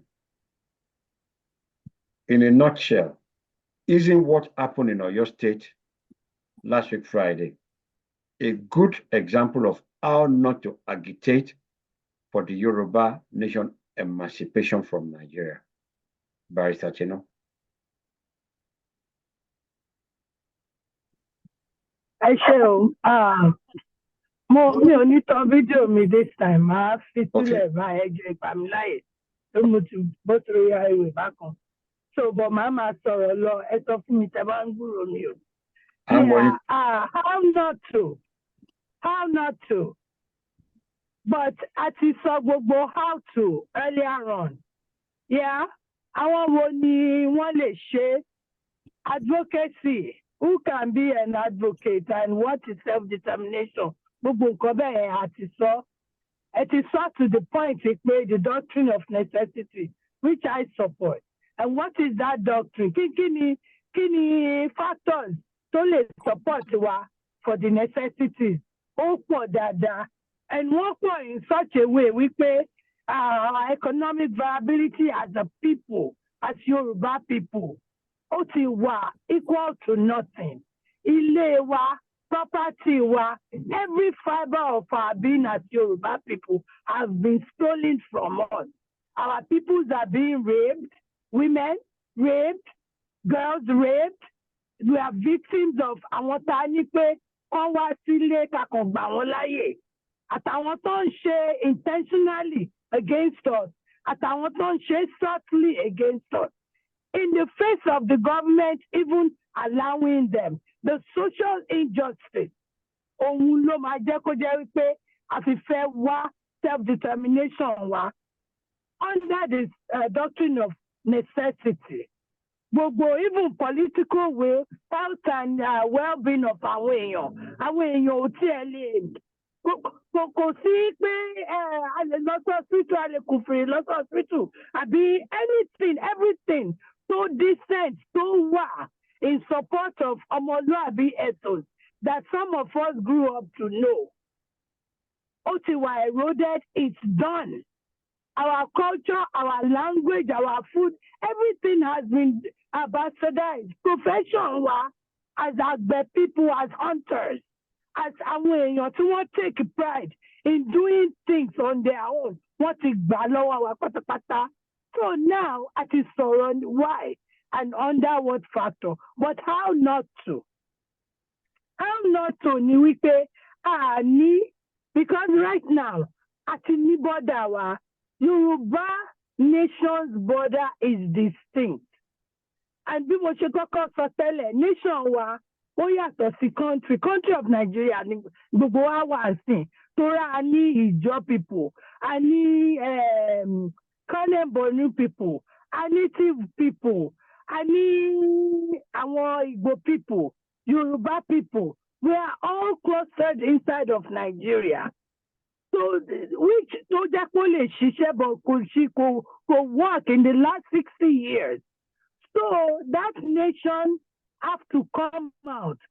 Yoruba was scattered all over the world, but it's okay. But we need a place where we will call our own. Already there is the border there. The border is defined. Ọlọ́run tó dá wa láti lẹ̀ ló ti fún wa ní border yẹn. We have our people, we have our territory. So border wa ó máa separate from them. And kí ni ká má ṣe? We cannot make our nationalism against others' nationalism. It's good pé àfẹ́ bá wọn ṣe mọ́ nǹkan kan, but we cannot do it in the face of aggression. So an aggression comes in when time so we pay dandan àwa la fẹ́ ṣe lé, àwa la fẹ́ ṣe tọ̀hún by force and might, by military action. You are not defending yourself against any imminent attack. You are defending, you are actually offending. And we can't go on the offense. We can't do negative aggression. We can't be intolerant. Yoruba people have always been tolerant people. But we cannot be intolerant to the face of harming or hurting people who are innocent. Self-defense, self-defense, that means there has not been any time cooling off when you are in the face of aggression. So, and then, cyber attack because one cyber attack, one biological weapon, one chemical attack. wọ́n tiẹ̀ tún pa àwọn èèyàn genocide, you know, which they have been doing, but we cannot go on that offense. Àwọn kan wà tó jẹ́ pé oògùn burúkú ni wọ́n ń fún àwọn aláìsàn tí wọn kì í ṣe ọmọ ìlú wọn nílùú tí gbogbo wa ń gbé pàápàá civil society. Àmọ́ nǹkan tí Ukraine àti tó ń sọ́fà lọ́wọ́ kínní lọ́wọ́lọ́wọ́ báyìí, Putin, Russia. So we cannot do that. Economic coercion, then election interference. A lè ṣe gbogbo yẹn. Ẹni tó bá fẹ́ dìbò kó lọ dìbò. But we have to advise our people. Ẹ má dìbò fún àwọn oníranù yìí mọ́. Stand and stand and stand. Nǹkan tẹ̀mí rí nìyẹn o. Thank you. Sister Tinu, maybe you should give your parting shot at the same time. Okay. Thank you. Okay. So, kí ni mo fẹ́ fi ṣe parting shot mi other than pé I believe wípé a ti sọ nǹkan tó jẹ́ self-determination. And I also feel wípé àwọn èèyàn advocate fún self-determination because pé nǹkan tí ìjọba we always say power belongs to the people. And social contract, what you call one sociology, ni wípé àgbé power wa àgbélé ìjọba mi àgbélé ìjọba àbí èèyàn kan submit to one person or a group of people láti ṣe olórí fún wa láti máa darí wa. Wọ́n dẹ̀ ní pé ìjọba yìí ó láti fún wa ní safety o, security o, wọ́n láti help wa o, health wise o, medically o, kọ́tẹ̀ fẹsẹ̀ wa lọ síbi tó yẹ ká tọ̀. Wọ́n láti ṣe kí oúnjẹ wà àbí kán help àwọn èèyàn láti gbé economic ní wọn sókè so that àwọn tí wọ́n ní ilé iṣẹ́ wọ́n á ràn wọ́n lọ́wọ́. Àwọn tí wọ́n ń ṣiṣẹ́ ọmọ wọ́n lè lọ léèwé, free education to a certain level, and wọ́n lè help èèyàn because nǹkan tí èèyàn bá ṣe fún èèyàn, so goes one person and so goes the family, and then it translates into the community. But nígbà tí ìjọba wa tí wọ́n ṣe gbogbo eléyìí tí a rí wípé àwọn ẹlòmíì ni wọ́n ń fi kíní yìí fún, òun ló fi jẹ́ pé kó jẹ́ pé àwọn èèyàn ń sọ wípé àwọn ò fẹ́ ṣe Nàìjíríà mọ́. Èmi gẹ́gẹ́ bí ẹnìkan, mo ń fọwọ́ sí wípé ẹni tó advocate diplomatically, civilly, tó ń sọ̀rọ̀ pé tó ń fẹ́ kí ìjọba kó rí reason, ẹ tọ́jú wa, ẹ fún wa ní safety, àwa secured, a lè nípa fẹ́ wá sílùú tí ọkàn wa balẹ̀, ààrùn oúnjẹ jẹ, àríṣẹ́ ṣe, àwọn ọmọ lọ léèwé wọn ò ríṣẹ́, àwọn ẹlòmíì ò tiẹ̀ lè kàwé nítorí ìyá àti bàbá ò lágbára, ẹ̀ẹ́dẹ̀ ràn wá lọ́wọ́. Ẹ jọ̀ọ́ ẹ jẹ́ kí gbogbo kinní yìí kó dà. Ẹ má dẹ̀ ṣe àmúlùmálà injustice ní society, ẹ jẹ́ kí equity kó wà. Nǹkan tí ẹ bá ṣe fọ́mọ region kan àbí territory kan, ẹ ṣe fún kejì. Tí gbogbo yẹn bá lè wà, everything máa wà at peace. But we have gone to this route before. Go work for over 60 years. How is it going to work now? If you want to restructure, if you want to do the constitution, redo the constitution, ẹ bá wa ṣe, ẹ ṣe kó dáa, ẹ jọ̀ọ́ ẹ ṣèjọba yìí kó dáa. Mo dẹ̀ ń rọ ìjọba Tinubu, bàbá Tinubu, ẹ jẹ́ kó sọ dáadáa nípa tiyín, wípé ẹ ṣe wọ́n tẹ́ lè ṣe. Thank you very much.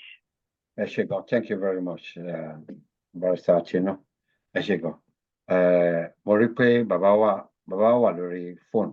Ẹ jẹ́ kí n pe Barrister Talabi kí ẹ̀yin náà make comment lórí last question yẹn. Ṣé event tó ṣẹlẹ̀ ní Friday, ṣé ǹjẹ́ kò sọ fún wa about how not to go about agitation for self-determination? How not to go about it? ìṣẹ̀lẹ̀ yẹn ó bà wá lọ́kàn jẹ́ pé wọ́n put the name of Yoruba nation into a big shit, a big mud. God kì í ṣe gbogbo wọn, and I'm so happy that people came out and speak against it. So it's just unfortunate. That is not the way to go at self-determination. Ìyẹn kì í ṣọ̀nà rárá. Àfipá gbàjọba lélẹ́yìí, that is an act of terrorism. That is a coup.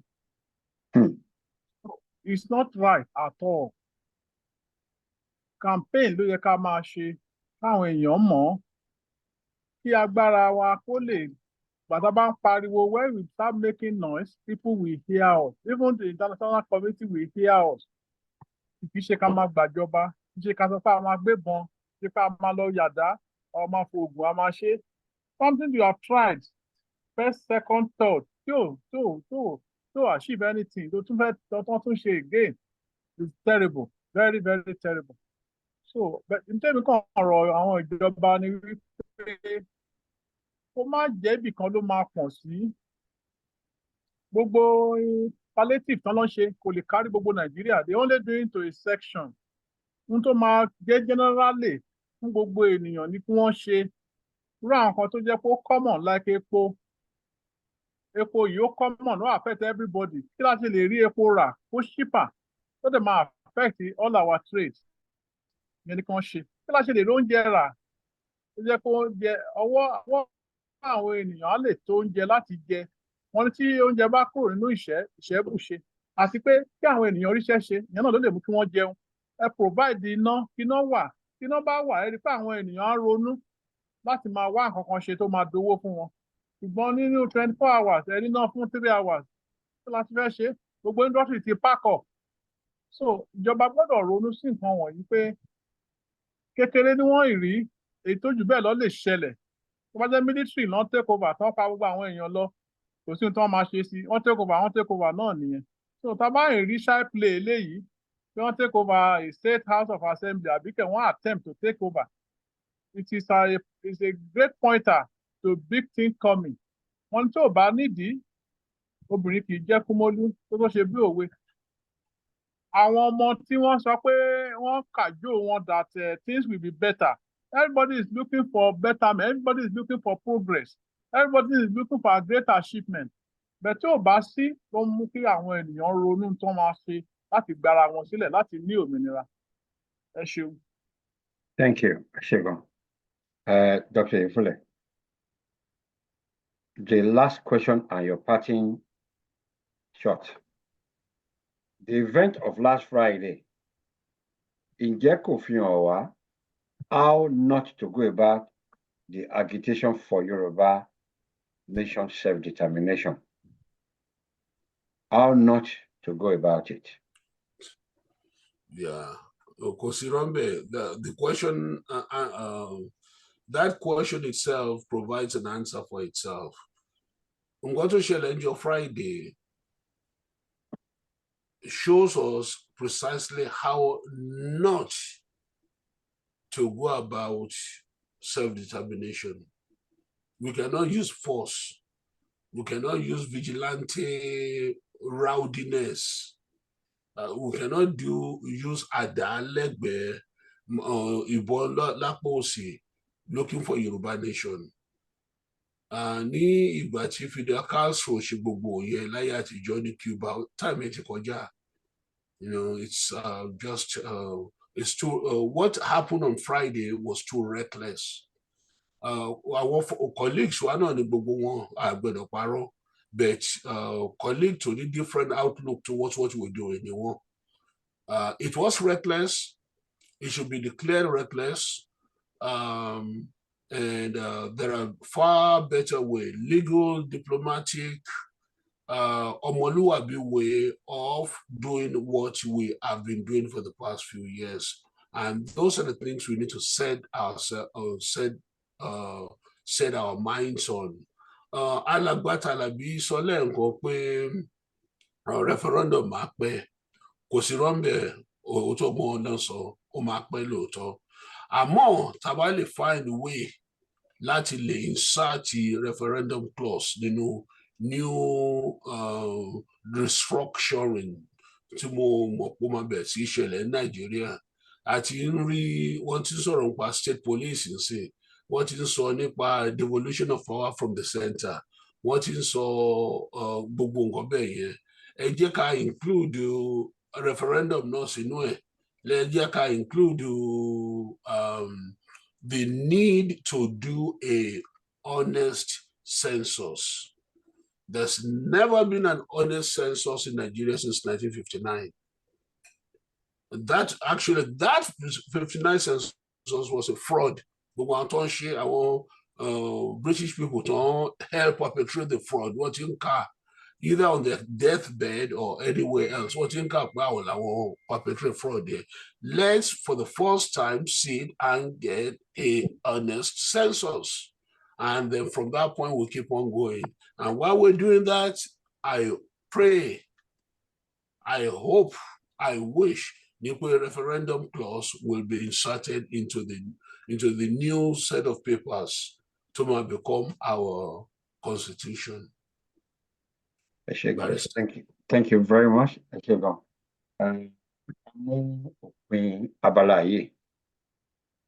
Amu abalaye rather wasi open.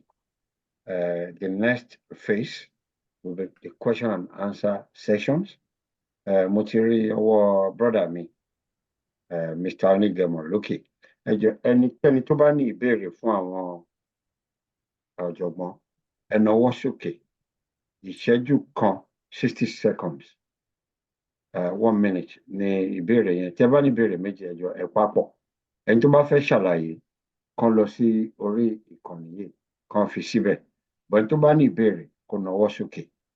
Ọ̀rọ̀ kì í wúwo ká fi ọ̀bẹ ká fi là ó. Ẹ jọ̀ọ́ ohunkóhun tó bá rú yín lójú tẹ́ fẹ́ béèrè náà ti tó nísìn. Barrister Dumoso, are you in the house? Barrister, tẹ́ ẹ bá ṣe ń bí màá cover yín up láti ṣe é. Lọ́yà pé barrister ò ṣe ń bí lásìkò yìí.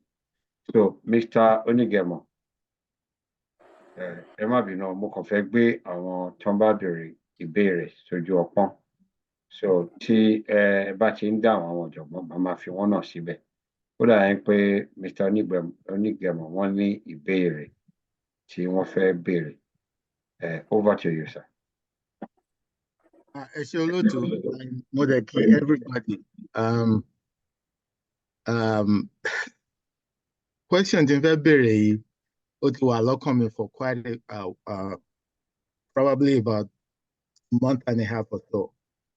But okay, yín ò jẹ́ arókè ọ̀hún, kò jẹ́ kí n lè wà as active as I want to be in the the past Zoom meetings.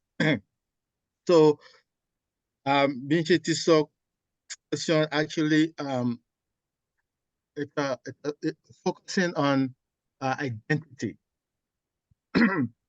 Ẹ má bínú, máa pòwe o, àwọn àgbà ẹ foríjì mi o, òwe méjì mo fẹ́ pa, and ó dẹ̀ based lórí identity. And the first one sọ pé kòkòrò tó ń jẹ̀fọ́ ara ẹ̀fọ́ ló ń gbé. So my problem or my question with that is which kòkòrò? And then the second one, and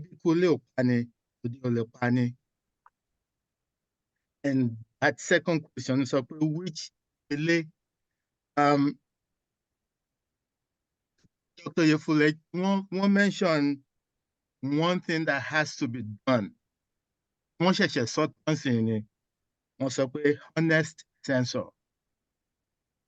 Then there is a second one, reference to Dr. Yefule. Am I being your doctor? Which is Dr. Yefule saw a while back, Obasanjo not being a Yoruba, a true Yoruba man. And would there be anybody who I challenge you, which I haven't seen. Bóyá mi ò tí ì gbọ́ rí o, bóyá there has been someone to challenge one, but I haven't seen it. So question me all rally around the identity thing, which is which kokoro and which ekule. Thank you. Okay. Ṣé ta ló fẹ́ kó dáhùn ìbéèrè yẹn? Anybody, anyone. Anybody. Okay. Kí ni kòkòrò? Kí ni eku ilé? Ẹ jẹ́ kí bóyá Dr. Yefule náà ni wọ́n máa bá wa yànnàná ẹ̀. Ẹ jọ̀ọ́, ẹ gbọ́ kí ni kòkòrò? Èwo ni eku ilé? Mo fẹ́ bá yín fi nǹkan kan sí o, ẹ má bínú o. Kí ni ọ̀tá? Yorùbá ní ẹ̀kúnlé lọ̀tá wà, ilé la ṣe ní ń gbé, tó ṣe bí èrè fún bàbá wa o. So a ní kòkòrò, ọ̀tá àti eku ilé, nǹkan mẹ́ta yẹn, àwọn wo ló jẹ́ bẹ́ẹ̀? Who are they, Dr. Yefule? Mr. Odigemo, you're very, very interesting. I should go for your question.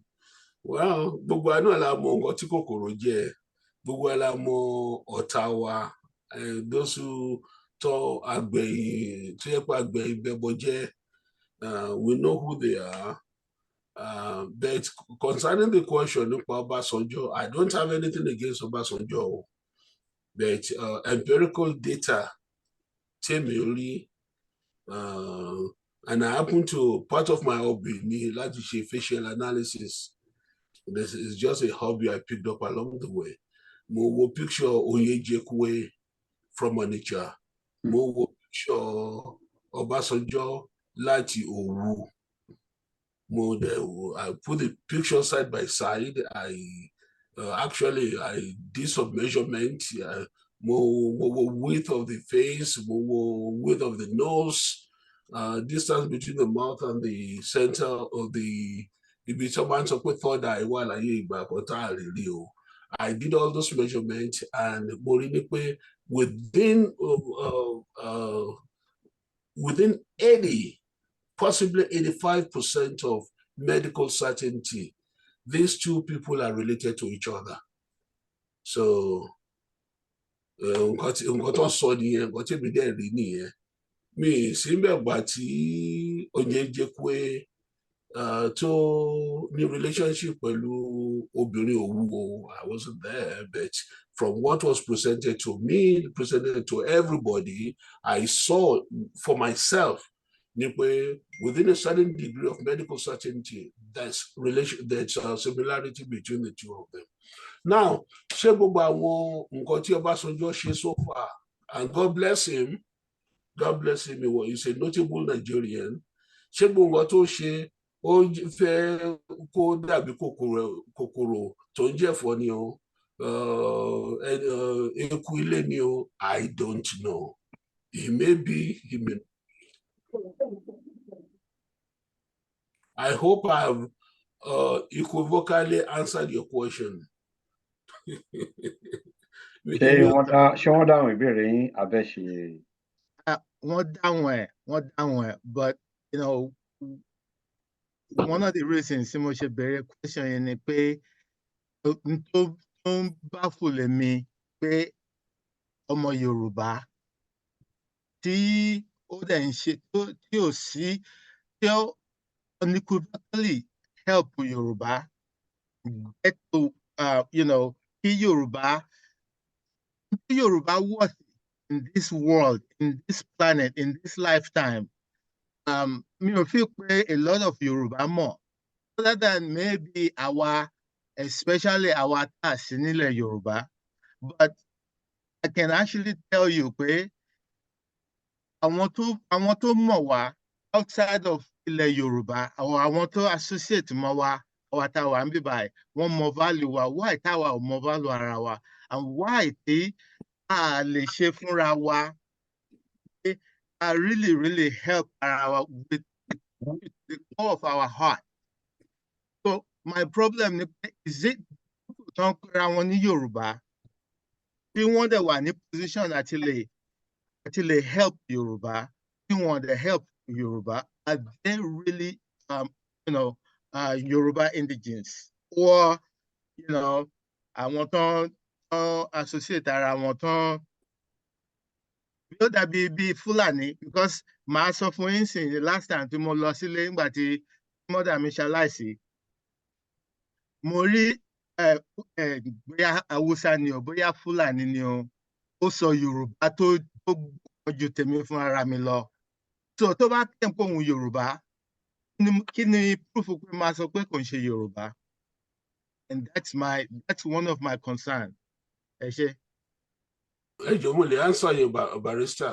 Yes, sir. Ẹ lè answer, sir. Mr. Onigemo, ẹni tí man Fúlàní yẹn tó bá sọ pé òun Yorùbá, báwo náà máa ti sọ pé kì í ṣe Yorùbá? Ṣé nǹkan tẹ́ sọ nìyẹn? Bẹ́ẹ̀ni. Easy, ó máa ń ṣẹlẹ̀ gan-an ni. Àwọn Fúlàní kan wà lẹ́kọ̀ọ́, máa forúkọ bò wọ́n láṣìírí kan sí bá dárúkọ wọn gbogbo yín lẹ máa mọ̀. Ọ̀rẹ́ mi ni wọ́n tẹ́lẹ̀. Tán bá sọ Yorùbá, in fact, má parọ́ fún yín, ọdún ẹ̀ ni mo ti kọ́ òwe.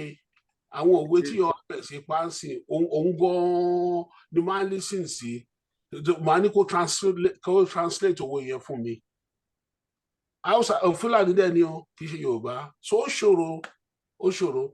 Bet question tí ẹ béèrè ó wà two-pronged. Mo dẹ̀ máa fún yín ní two-pronged, mo máa answer in two phases. First of all, kí n dé tó dà ń pé like ara wa tó yẹ pé níta nìkan náà ti ń like wa. Look, àwọn tó colonize wa, wọ́n mọ̀, they know who we were. Yorùbá ò dá, Yorùbá èèyàn burúkú Yorùbá, Yorùbá ò ṣe tí bí Yorùbá ò ṣe tọ́ ẹ̀rọ ní gbogbo ẹ̀. Lára nǹkan tó ti fi style fi sí wa lórí nìyẹn. I can categorically tell you the Yoruba group is one of the most advanced group anywhere. Kí ni ta kọfí máa débi tó yẹ pé gbogbo wa la máa ń di doctor? Exactly. Kí ni tó yẹ pé débi gbogbo wa la máa ń di IT specialist? Why? You tell me why. Nothing against the Igbos, I will not try you, but you will never find that the concentration of Yoruba top level among them, well, definitely not among the Fulani. Kini de reason is whatever it is we are, which is very, very well embedded in our Omoluabi culture. Òyìnbó tí mọ̀ọ́mọ̀ sọ fún wa pé kì í ṣe nǹkan kan. Wọ́n sọ fún wa kì í ṣe nǹkan kan. For instance, look at the word juju. Juju. Kí ni juju? French word for play ni juju. Je ni play. Juju. Wọ́n ní pé òògùn gba juju ni. Àánú ọ̀dẹ́ ti gbà á. Àwọn tó ti gba foreign religion among us. Mi lè gbẹ́bọ̀ o, mi lè ṣe báyìí o, mi lè ṣe báyìí o. Mi ní pé kí èèyàn gbẹ́bọ̀, but understand the theory, the concept, the rationale behind gbogbo culture. Our culture is very, very advanced. But wọ́n ti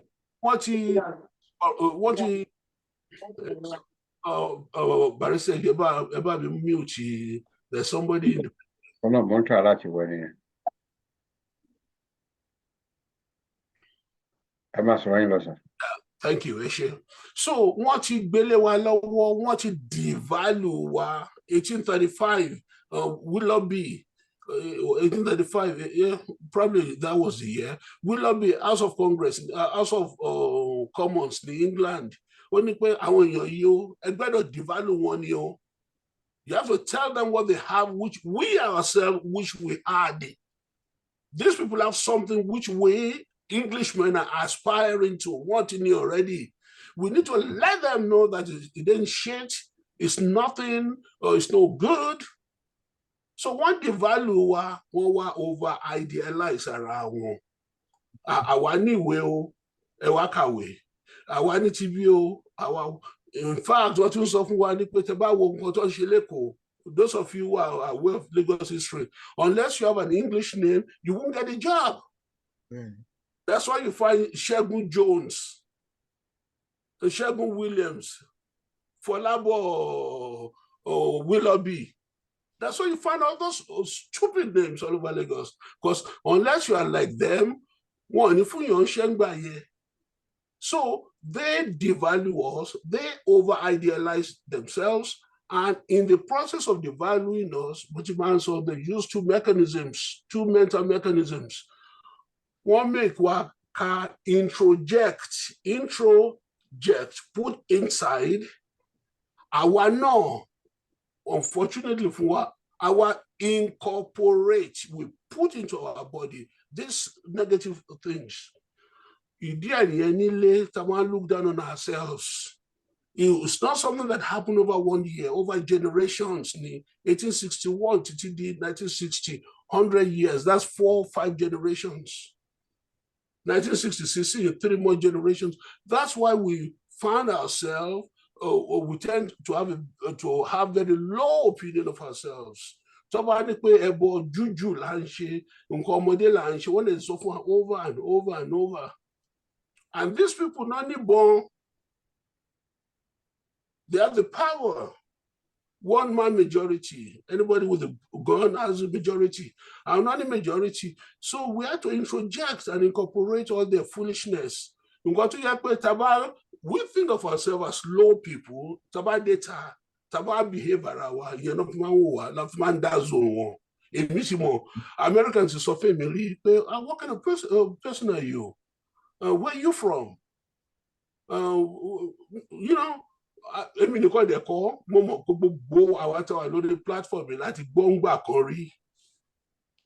especially about much earlier. Look up at us. They really look up at us. They see I need value to recognize. If you want to Tarzan jump from tree. But you see a Yoruba man who's very articulate, who's very logical, who can think faster than most of them. I wonder, what kind of a person are you? So, one prong,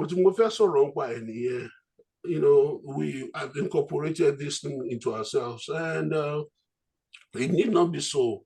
You don't got and shame be by, need protect, need directorate and say, it's awareness, awareness, awareness. And a time will come to help me. Excuse me, my throat is very dry. Oh, sorry.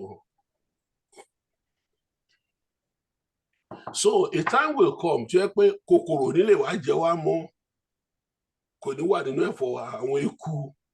There won't be space for them. Because space can only exist for them until we in Nigeria, in Yoruba land, have very low opinions of ourselves. When we now realize who we really are, they go to you, inferior as anybody, rather. Are superior as anybody, don't get me wrong. I'm not arguing about superior. What I'm saying is we're the equal of anybody. We definitely are not inferior to anybody. So as that happens, then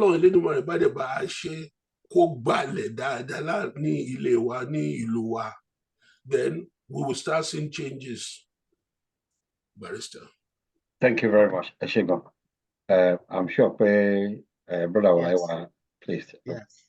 Thank you. I say, Doctor. Ẹ jọ̀ọ́ ṣé ẹnikẹ́ni tún sì ní ìbéèrè ká tó ṣe ìdúpẹ́? Ẹnikẹ́ni tó bá ní ìbéèrè. Ó lè jẹ́ nípa nǹkan tó ṣẹlẹ̀ ní Friday, ó lè jẹ́ nípa okay. Èmi ní ìbéèrè o. Dáàdi wa ti náwó sókè. Èmi ní ìbéèrè mo sì náwó. Dáàdi ẹ má bínú o. Ẹ̀yin ni máa pè nẹ́sìnsìn. Ẹ jẹ́ kí n kọ́kọ́ sọ fún àwọn alàgbà tí wọ́n náwó sókè pé kán má bínú o. Ẹ jọ̀ọ́ jẹ́ kí n pe àwọn bàbá wa o. Ẹ jọ̀ọ́ mo máa pè ẹ̀yin náà padà. Dáàdi ṣe máa tan fídíò yín. Oh, sure. Okay. 7 tán ní ìsìn. Ẹ lè tán bẹ́ẹ̀ ni sà. Ẹ tan fídíò yín, màá lè gbójú yín jáde. Ṣẹ́ẹ̀sì nígbàlẹ̀. Dáàdi ò sí nígbàlẹ̀ o.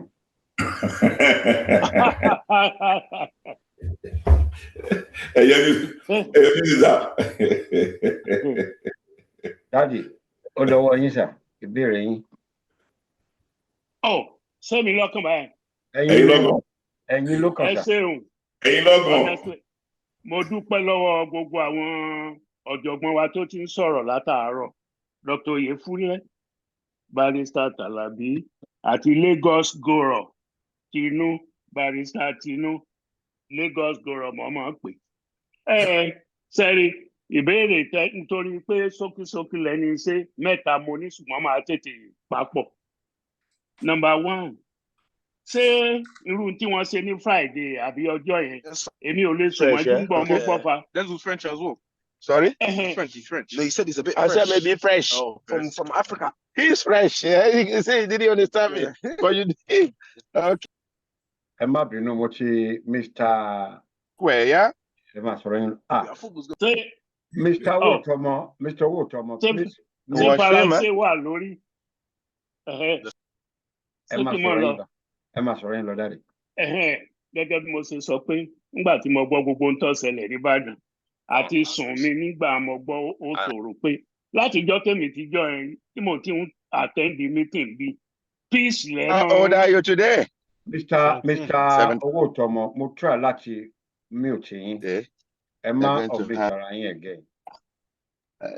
You're going to have maybe Bugatti. Mr. Wotomo. Mr. Wotomo. Mr. Wotomo.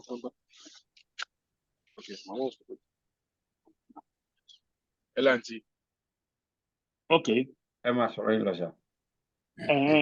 So bẹ́ẹ̀ mo ṣe sọ pé ìtọ́sẹ̀lẹ̀ nìbàdàn yẹn ìgbà tẹ́mi join meeting tí mo bẹ̀rẹ̀ wọn peace lẹ́ máa ń sọ̀rọ̀ lé lórí ní gbogbo ìgbà àti transparency tí mo rí òun lẹ́ fi ń rí mi tí mo fi ń wà ní bíbá ìgbà tí mo gbọ́ ìtọ́sẹ̀lẹ̀ nìbàdàn yẹn I couldn't sleep to be honest.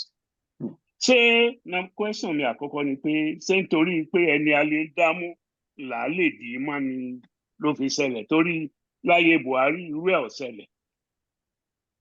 Èkejì irú àwọn èèyàn tí wọ́n rí tí wọ́n ta nǹkan mọ́ra ṣe gbogbo ẹ̀ kí ló dé táwọn èèyàn ò volunteer ara wọn láti máa ṣe security lórí highway wa against the terrorists àtàwọn kidnappers tàbí kí wọ́n máa lọ sórí ko kí wọ́n máa lọ bá wa sọ àwọn Fúlàní tí ẹran wọn jẹ kó wa èmi ò mọ̀ pé wọ́n wà bá ń rú wọn ṣé kò yẹ kí wọ́n volunteer láti máa ṣe irú èèyàn.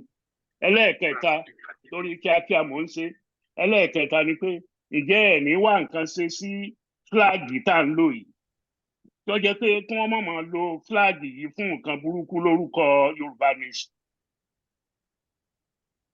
Ìbéèrè mẹ́ta ò jù bá ń lọ. Thank you. Ẹ ṣé dáàdì. Màá pe Sister Tinu kí wọ́n bá wa dáhùn question méjì dáàdì sọ. But nípa ti flag yẹn, mo fẹ́ sọ kankan sà. Flag nígbà tá a ṣe investigation about 3 years ago lórí flag. Mr. Wotomo. Yeah, don't worry, I'll connect you. Mr. Wotomo. Bí mo ṣe ń unmute yín, mo máa fi yín sí corridor. Mo máa fi yín sí waiting room. I mean, it's just too much. Yeah, sorry. Daddy, about 3 years ago, a ṣe investigation nípa Yoruba Nation flag. Flag tó orílẹ̀-èdè Yorùbá. A dẹ̀ rí pé about 16 different flags. Lani, 16 different flags. Oríṣiríṣi. A fẹ́ gba Yoruba Nation. But we are telling the world that we have, oh yes, we have different identities. But pípé ẹnu wa ò kò. Nǹkan tá à ń sọ nìyẹn pé ẹnu wa ò kò. Within the Yoruba self-determination, flags about 16 different flags. Nǹkan kan tí wàá fẹ́ ṣẹlẹ̀ ní bí ọdún kan àbọ̀ sẹ́yìn tí àwọn èèyàn tún gbé ọ̀rọ̀ ẹ̀sìn wọnú ìjàngbara. Àwọn kan ní òrìṣà náà máa bọ́ tán bá ti dé Yorùbá Nation. Àwọn kan ní ti Fúlàní ni wọn ní jẹ́ orí bẹ́ẹ̀ ti Christian ní ìgbà tá a ti rí gbogbo yẹn. We came up with one thing tá a fi pé ó so gbogbo wa pọ̀. So tẹ́ bá wo lóun ló dáa jù because like we've always said àwọn ìran Yorùbá majority ló máa decide nǹkan tá a máa adopt. But nígbà tá à ń campaign lọ́wọ́ ń sìn a fi pé gbogbo ọmọ Yorùbá bóyá mùsùlùmí ni o bóyá oníṣẹ̀ṣe ni o bóyá kìrìsìtẹ́nì ni o ọmọ ọba aládé ni wá. So nǹkan tá a ṣe ni pé nínú Yorùbá nation flag yẹn a fi adé síbẹ̀. Tẹ́ bá wò ẹ rí pé ibikíbi tẹ́ bá ti rí Yorùbá nation flag tó ládé ààrẹ adé Odùduwà láàrin Yorùbá nation global directorate ló fún ìran Yorùbá nìyẹn pé ẹ má jẹ́ àjà mọ́ nǹkan kan náà ní gbogbo wa. A ti rí àwọn kan tó dàbí ti àwọn ti Igbo tó dúdú tó lẹ́jẹ̀ nínú tó ṣe gbogbo ẹ̀. Wàá wò pé wọ́n ní blue is the river of the ocean and peace ni. Then ẹ̀rọ náà ní funfun aṣọ àlà. So blue and white pẹ̀lú adé yẹn òun làwa dì mú. So mo fi pé at the right time ìran Yorùbá á wo èyí tó wà suitable fún wọn jù. But lọ́wọ́ tá a wà yìí àfogun àfẹ́ ọ̀tẹ̀ lórí ọ̀rọ̀ nǹkan tí ká tẹ̀sí gbàlú náà ká tó decide èyí tí ìran Yorùbá máa lò. But lọ́wọ́lọ́wọ́ yìí àti tó jẹ́ mùsùlùmí láàrin wa o àti tó jẹ́ ìgbàgbọ́ àti oníṣẹ̀ṣe ọmọ bàbá kan náà ni wá. So bó ṣe rí nìyẹn. Sister Tinu, I don't know whether you're still in the house.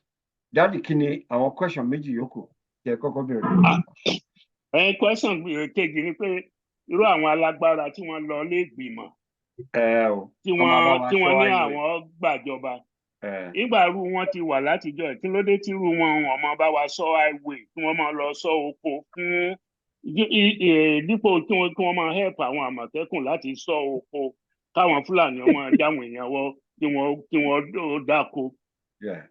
Èmi ọmọ pé irú wọn wà ìgbà tí irú wọn wà bá irú iṣẹ́ bá kò ṣẹ̀ṣẹ̀ jẹ́ pé àmọ̀tẹ́kùn nìkan ní í ṣe irú wọn náà kí wọ́n máa help àwọn àmọ̀tẹ́kùn láti jọ ìkún wọn gbàṣẹ jẹ́ question ọ̀kan nu o ẹ ti bá ń dáhùn ṣé ìtorí pé Yorùbá ló wà ní pírẹsidẹ́ǹtì òní ẹ fi lágbára láti lọ ilé ìgbìmọ̀ torí pé ẹni alẹ́ dámúlà lè dì í mọ́ jẹ́ wọ́n lè ṣe irú èyí láyé Buhari. Sister Tinu, ó dọwọ́ yín o. Daddy mi Manuel ẹ pẹ̀lẹ́ sọ. Sorry Lagos girl. Ẹ má bínú. Dr. Ebula dẹ̀ ni àtẹ̀yìn agbára gan-an ló yẹ kẹ́lẹ́ bá wa dáhùn ìdáhùn yìí ìbéèrè yìí. Ṣùgbọ́n gẹ́gẹ́ bí tọmọdé tèmi ọ̀gá o. Ó ti wà lára àwọn nǹkan tá a ti sọ náà tẹ́lẹ̀ láàárọ̀ yìí pàápàá. But ipe ká tún ṣe atótónu lórí ẹ̀ specifically. Question yín ó dà bẹ́ẹ̀ ṣe béèrè láyé ọ̀tọ̀ tiẹ̀. Èmi rò bíi pé tòótọ́ ni torí téèyàn bá lóun lóògùn òun tó akin òun tó ọkùnrin ṣebí nǹkan tó bá dẹ̀ lè ṣe fún tó bá lè ṣọ́ la máa fi ṣọ́. Bẹ́ẹ̀ ni níṣẹ́ ló yẹ ká dà wọ́n sínú oko agíríkì àti gbogbo àwọn tí àwọn Fúlàní ń lọ fi màálù jẹ oko wọn. Ó yẹ kó máa ṣọ́ oko fún wọn kó lè rí ire oko wọn jẹ nígbà tí ó yẹ. Àti pé àwọn tí wọ́n lọ yáwó cooperatives owó gbọ́múlé láńtà tí wọn ò rówó san wọn á lè rí ire oko wọn ṣe lásìkò láti lọ tà á. Bẹ́ẹ̀ ni ìṣẹ̀mọ̀nà òyìnbó náà ló máa ń sọ nǹkan pé division of labour àti expertise specialty ìṣẹ̀mọ̀ wọn irú Dr. Yefulẹ́sìn specialty wọn is psychiatry tẹ bá gbélé wọn lọ́wọ́ báyìí wọ́n mọ everything in total. Irú nǹkan téèyàn bá mọ̀ jẹ kò yẹ kó máa mọ̀yàn kó máa rùnyàn nínú òun lè nírò pé translate sí ní Yorùbá. So irú àwọn èèyàn yẹn tẹ ní ẹmọ ẹ lóògùn ẹ jákin ó yẹ kán fi wọ́n ṣe ẹ̀ṣọ́ fúnrú gbogbo nǹkan tá a nílò kì í ṣe wípé kẹ máa wá lọ dàlúrú. Yorùbá ò kì í dàlúrú. Èmi ò sọ wípé tó bá gbéjà kò wọ́n lójú ká má jà o, but I'm saying pé to go on the offence láti lọ ṣe bí wọ́n ṣe yẹn wọn ò rí ìmọ̀ràn dáadáa ni àti wípé ẹni ebi ń pa Yorùbá náà ló sọ ẹni pé wọn ò gbọ́ wàásù. Ṣé ebi ń pààyàn, ebi ń pàlú? Àwọn èèyàn yìí mi rò wípé wọ́n rílì ní ìmọ̀ tó jinlẹ̀ lórí nǹkan tí wọ́n ń ṣe. Wọ́n parọ́ fún wọn ni wípé báyìí. Tá a bá ti ṣe báyìí, ó ṣe jẹ́ pé Ìbàdàn pàápàá la fẹ́ lọ.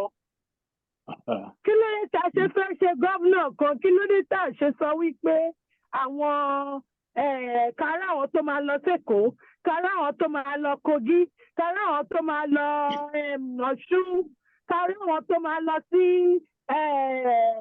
Ondo, Èkìtì, Ògùn, Ṣẹ̀mọ̀, Kwara, the part of Kwara tó jẹ́ ti Yorùbá, a ní part of Delta and Edo tó jẹ́ ti Yorùbá náà.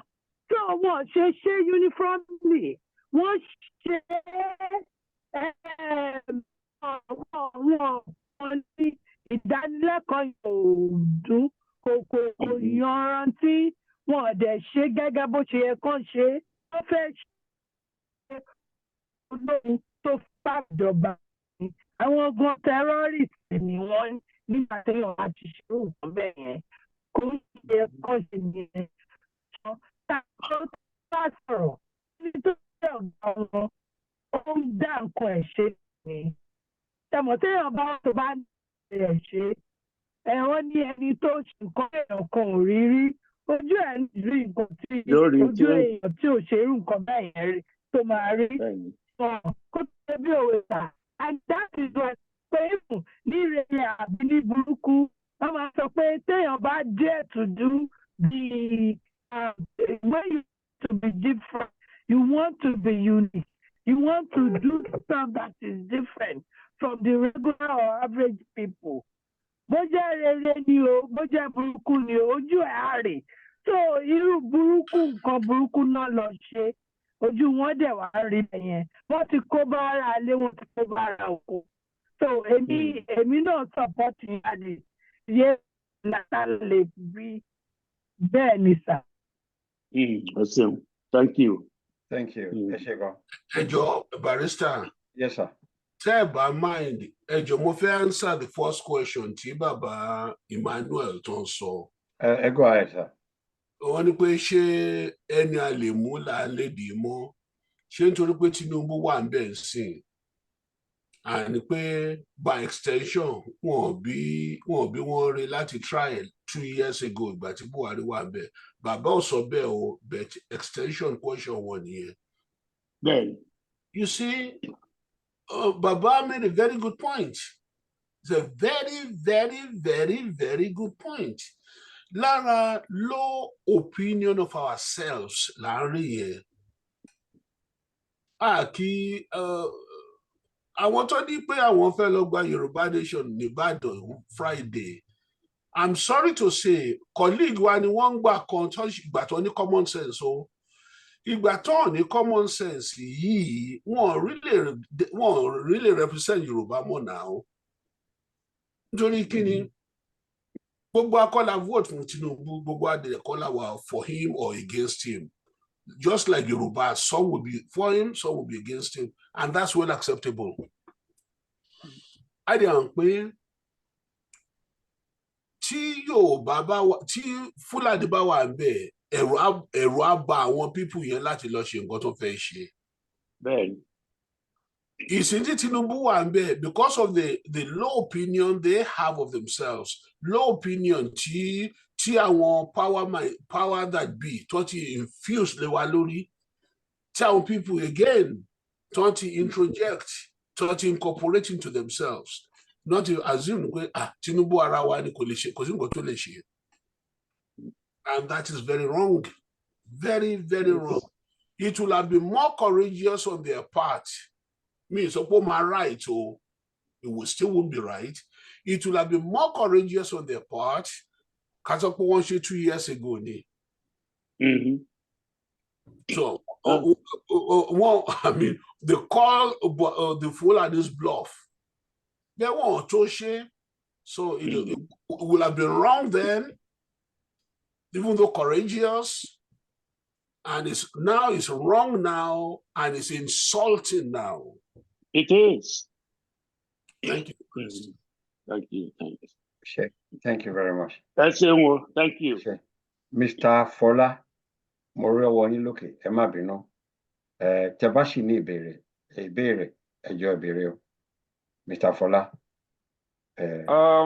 Kì í Mo kí gbogbo ilé o. Ìbéèrè mi ní ṣókí ni lórí n tó ṣẹlẹ̀ ní Ìbàdàn ní ìjọ Jímọ̀ yìí. Tí mo dẹ̀ ti gbọ́ lórí ìkànnì yìí láti oríṣiríṣi àwọn tó dá sí pé it's a totally condemned act. Kò dẹ̀ ṣe ohun tí Directorate faramọ́. Ǹjẹ́ kò ní yẹ láti bẹ̀rẹ̀ sí wo bí Directorate and other determination agitators will now be looking for active political process, even though we may not get it in a very short term, but what stops us organizing to be involving in all the six Yoruba land states and get involved in the local politics?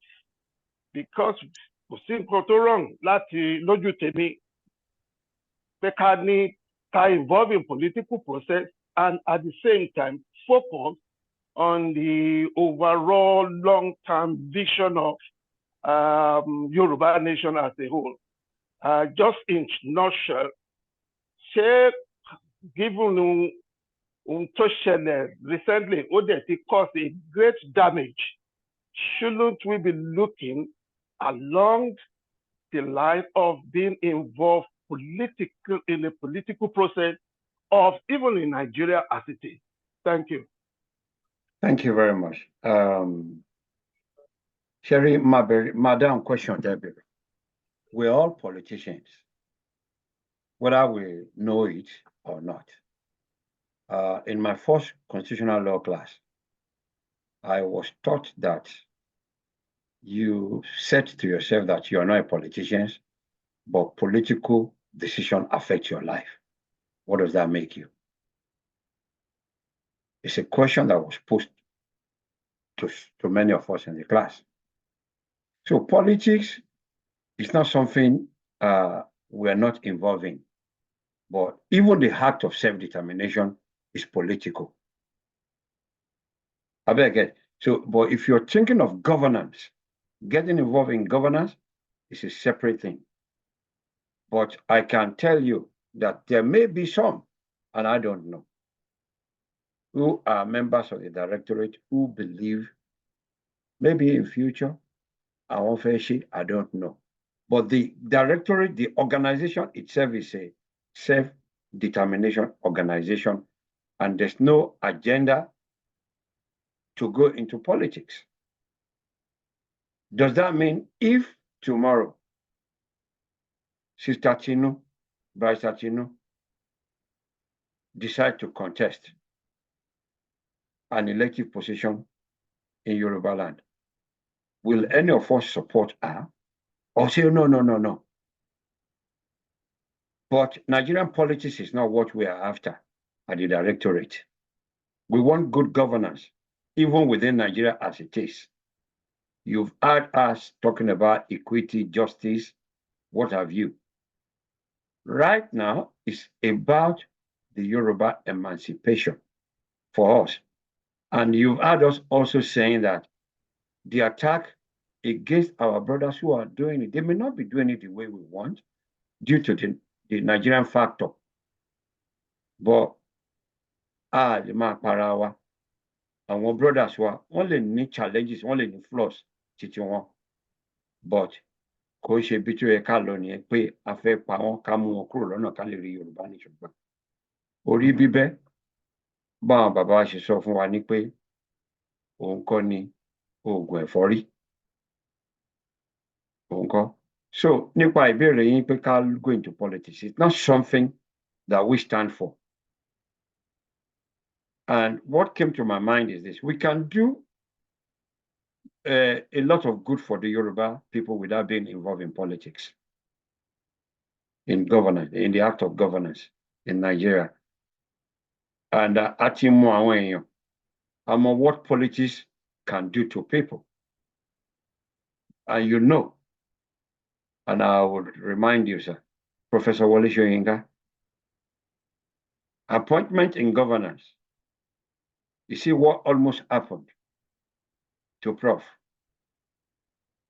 He remained without blemish today because only principle to guide the life. That's why he's able to speak to power. Governance or being involved, man messing you up. It's not the reason to avoid it, but those who can do it can go into it. But we want to be able to speak to whoever without minding whether the horse is God. Fearless, transparent, honesty. We want to be able to say, one thing about Bavon, yeah, Liti, or we knew, that's who we are. A fẹ́ kán kó àṣàrò sí wa lọ́wọ́. Ká torí ẹdẹ bẹ̀ẹ̀dẹ̀ jẹ́. We don't want to do that. So the act of governance is not our purpose. Then, ẹnì kejì tí mo fẹ́ fi ṣe example, bàbá wa Táí tó ti dolóògbé ṣó láàrin. You remember nǹkan tó mọ̀ fún pé ó ní principle, èèyàn dáadáa ni, ó dẹ̀ ní followership. See, getting involved in governance, you see how that almost messed him up. Nkote, so a lot of people have said it in different ways. Come back for an appointment, Lenny. Appointment here, Nico, could solve a problem in our Yoruba. So we need not just the directorate, other organizations that will be able to look at people. If I sing, pay only my pay meal, but on your meal, okay. Because we've been taught, if your people perish, you are dead. So the common good of the people can be well served if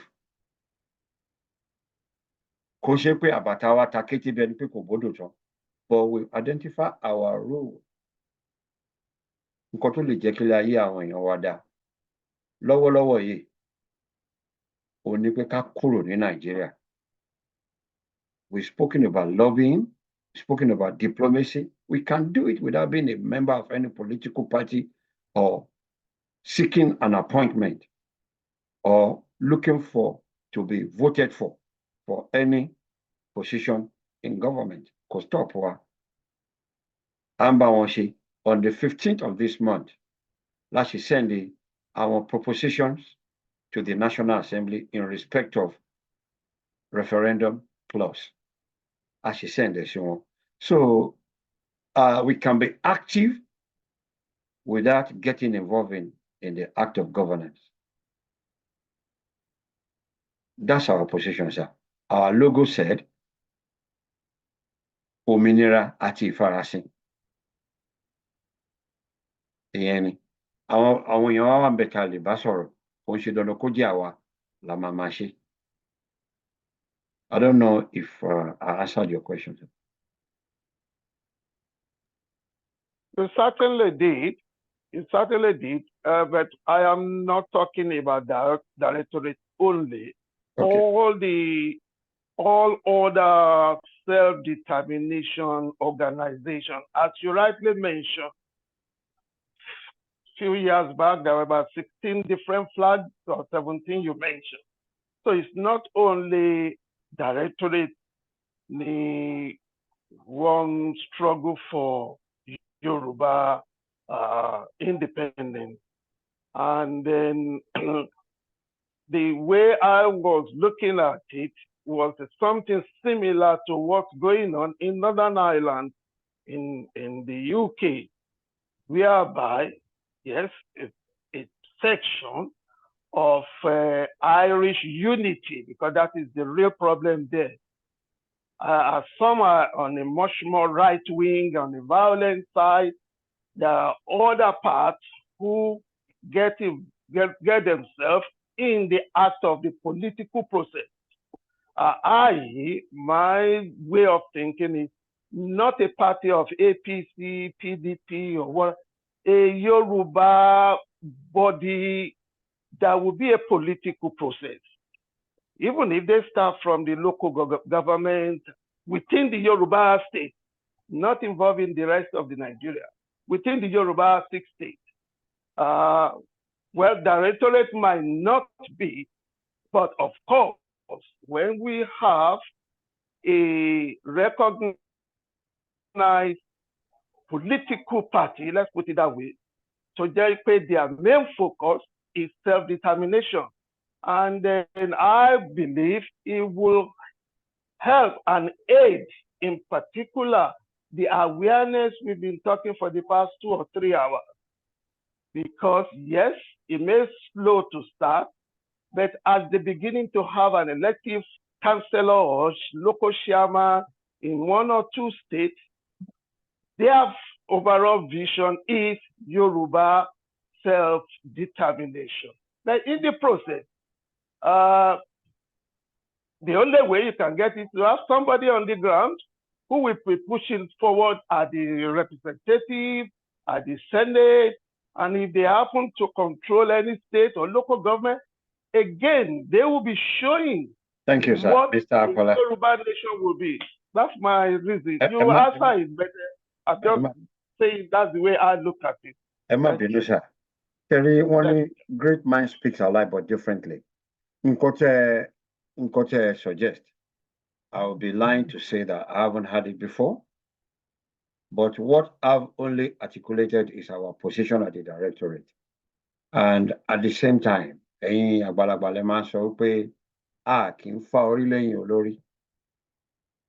don't think we have the power to determine how other people want to go about doing things. If some people want to organize themselves and form a political party, seek elective position in government, is well within their rights. But we can only speak for ourselves. Niagbara, lórí nǹkan táwọn ẹlòmíì tó máa ṣe. I beg, so táwọn ẹlòmíì bá fẹ́ ṣe, I mean, we've had people that have said this on few occasions. Wípé àtàbádẹ̀ ṣe bá ṣe ọ̀nà kan wọ́jà ní Yorùbá sọ. I beg, ọ̀nà kan kò wọ́jà. So tán bá fi pa àwọn fẹ́ ṣe, tó bá work generally fúnran Yorùbá, ó wà okay. But ìta wa mọ̀, òun là ń ṣe, tá dẹ̀ ń ṣe effectively to the best of our abilities. Òun là ń ṣe. Thank you very much. Ẹ ṣé gan sir. Any other question from anybody? No more question. Ẹ jẹ́ ká fi àdàgbà ètò rọ̀. Can I call on Dr. Yefule to please help us thank our people for everything? Ever wa dúpẹ́ lọ́wọ́, vote of thanks. Dr. Yefule. I'm here. Eshegon for calling on me. Well, I take this opportunity to thank everybody here. I thank the princess Olamijulo, who is unfailingly here, always on time. I thank the 2 baristas, the barrister Ogedengbe and his twin brother, whom I cannot see. I thank Apostle Raphael Adebayo, Alagba Talabi. I thank you, Alagba Bugwayi Alagba Tewambi, Mr. Onigemo. Of course, Madam Otushile, Eshego, the Prince Tunji Kalejayi, unfailingly always present. And we thank all of you for being here. And Bugwa Wotan Soro, Awata Soro, Barrister Tinu, we thank you all. Eshegoni, Olo Nikatuli, Atunpadawa, this time next week. Thank you very much, everybody. Ẹ ṣé gan, Dr. Yefule. Ẹ ṣé gan. Yorùbá ní ìpàdé wa bí oyin ni o. Lágbára Ọlọ́run, ó tún di ọjọ́ mẹ́jọ, ọjọ́ orí, ọjọ́ ayọ̀ ló máa jẹ́ fún wa. Ẹ ṣé gan. Thank you. Formed Ududuwa Nation.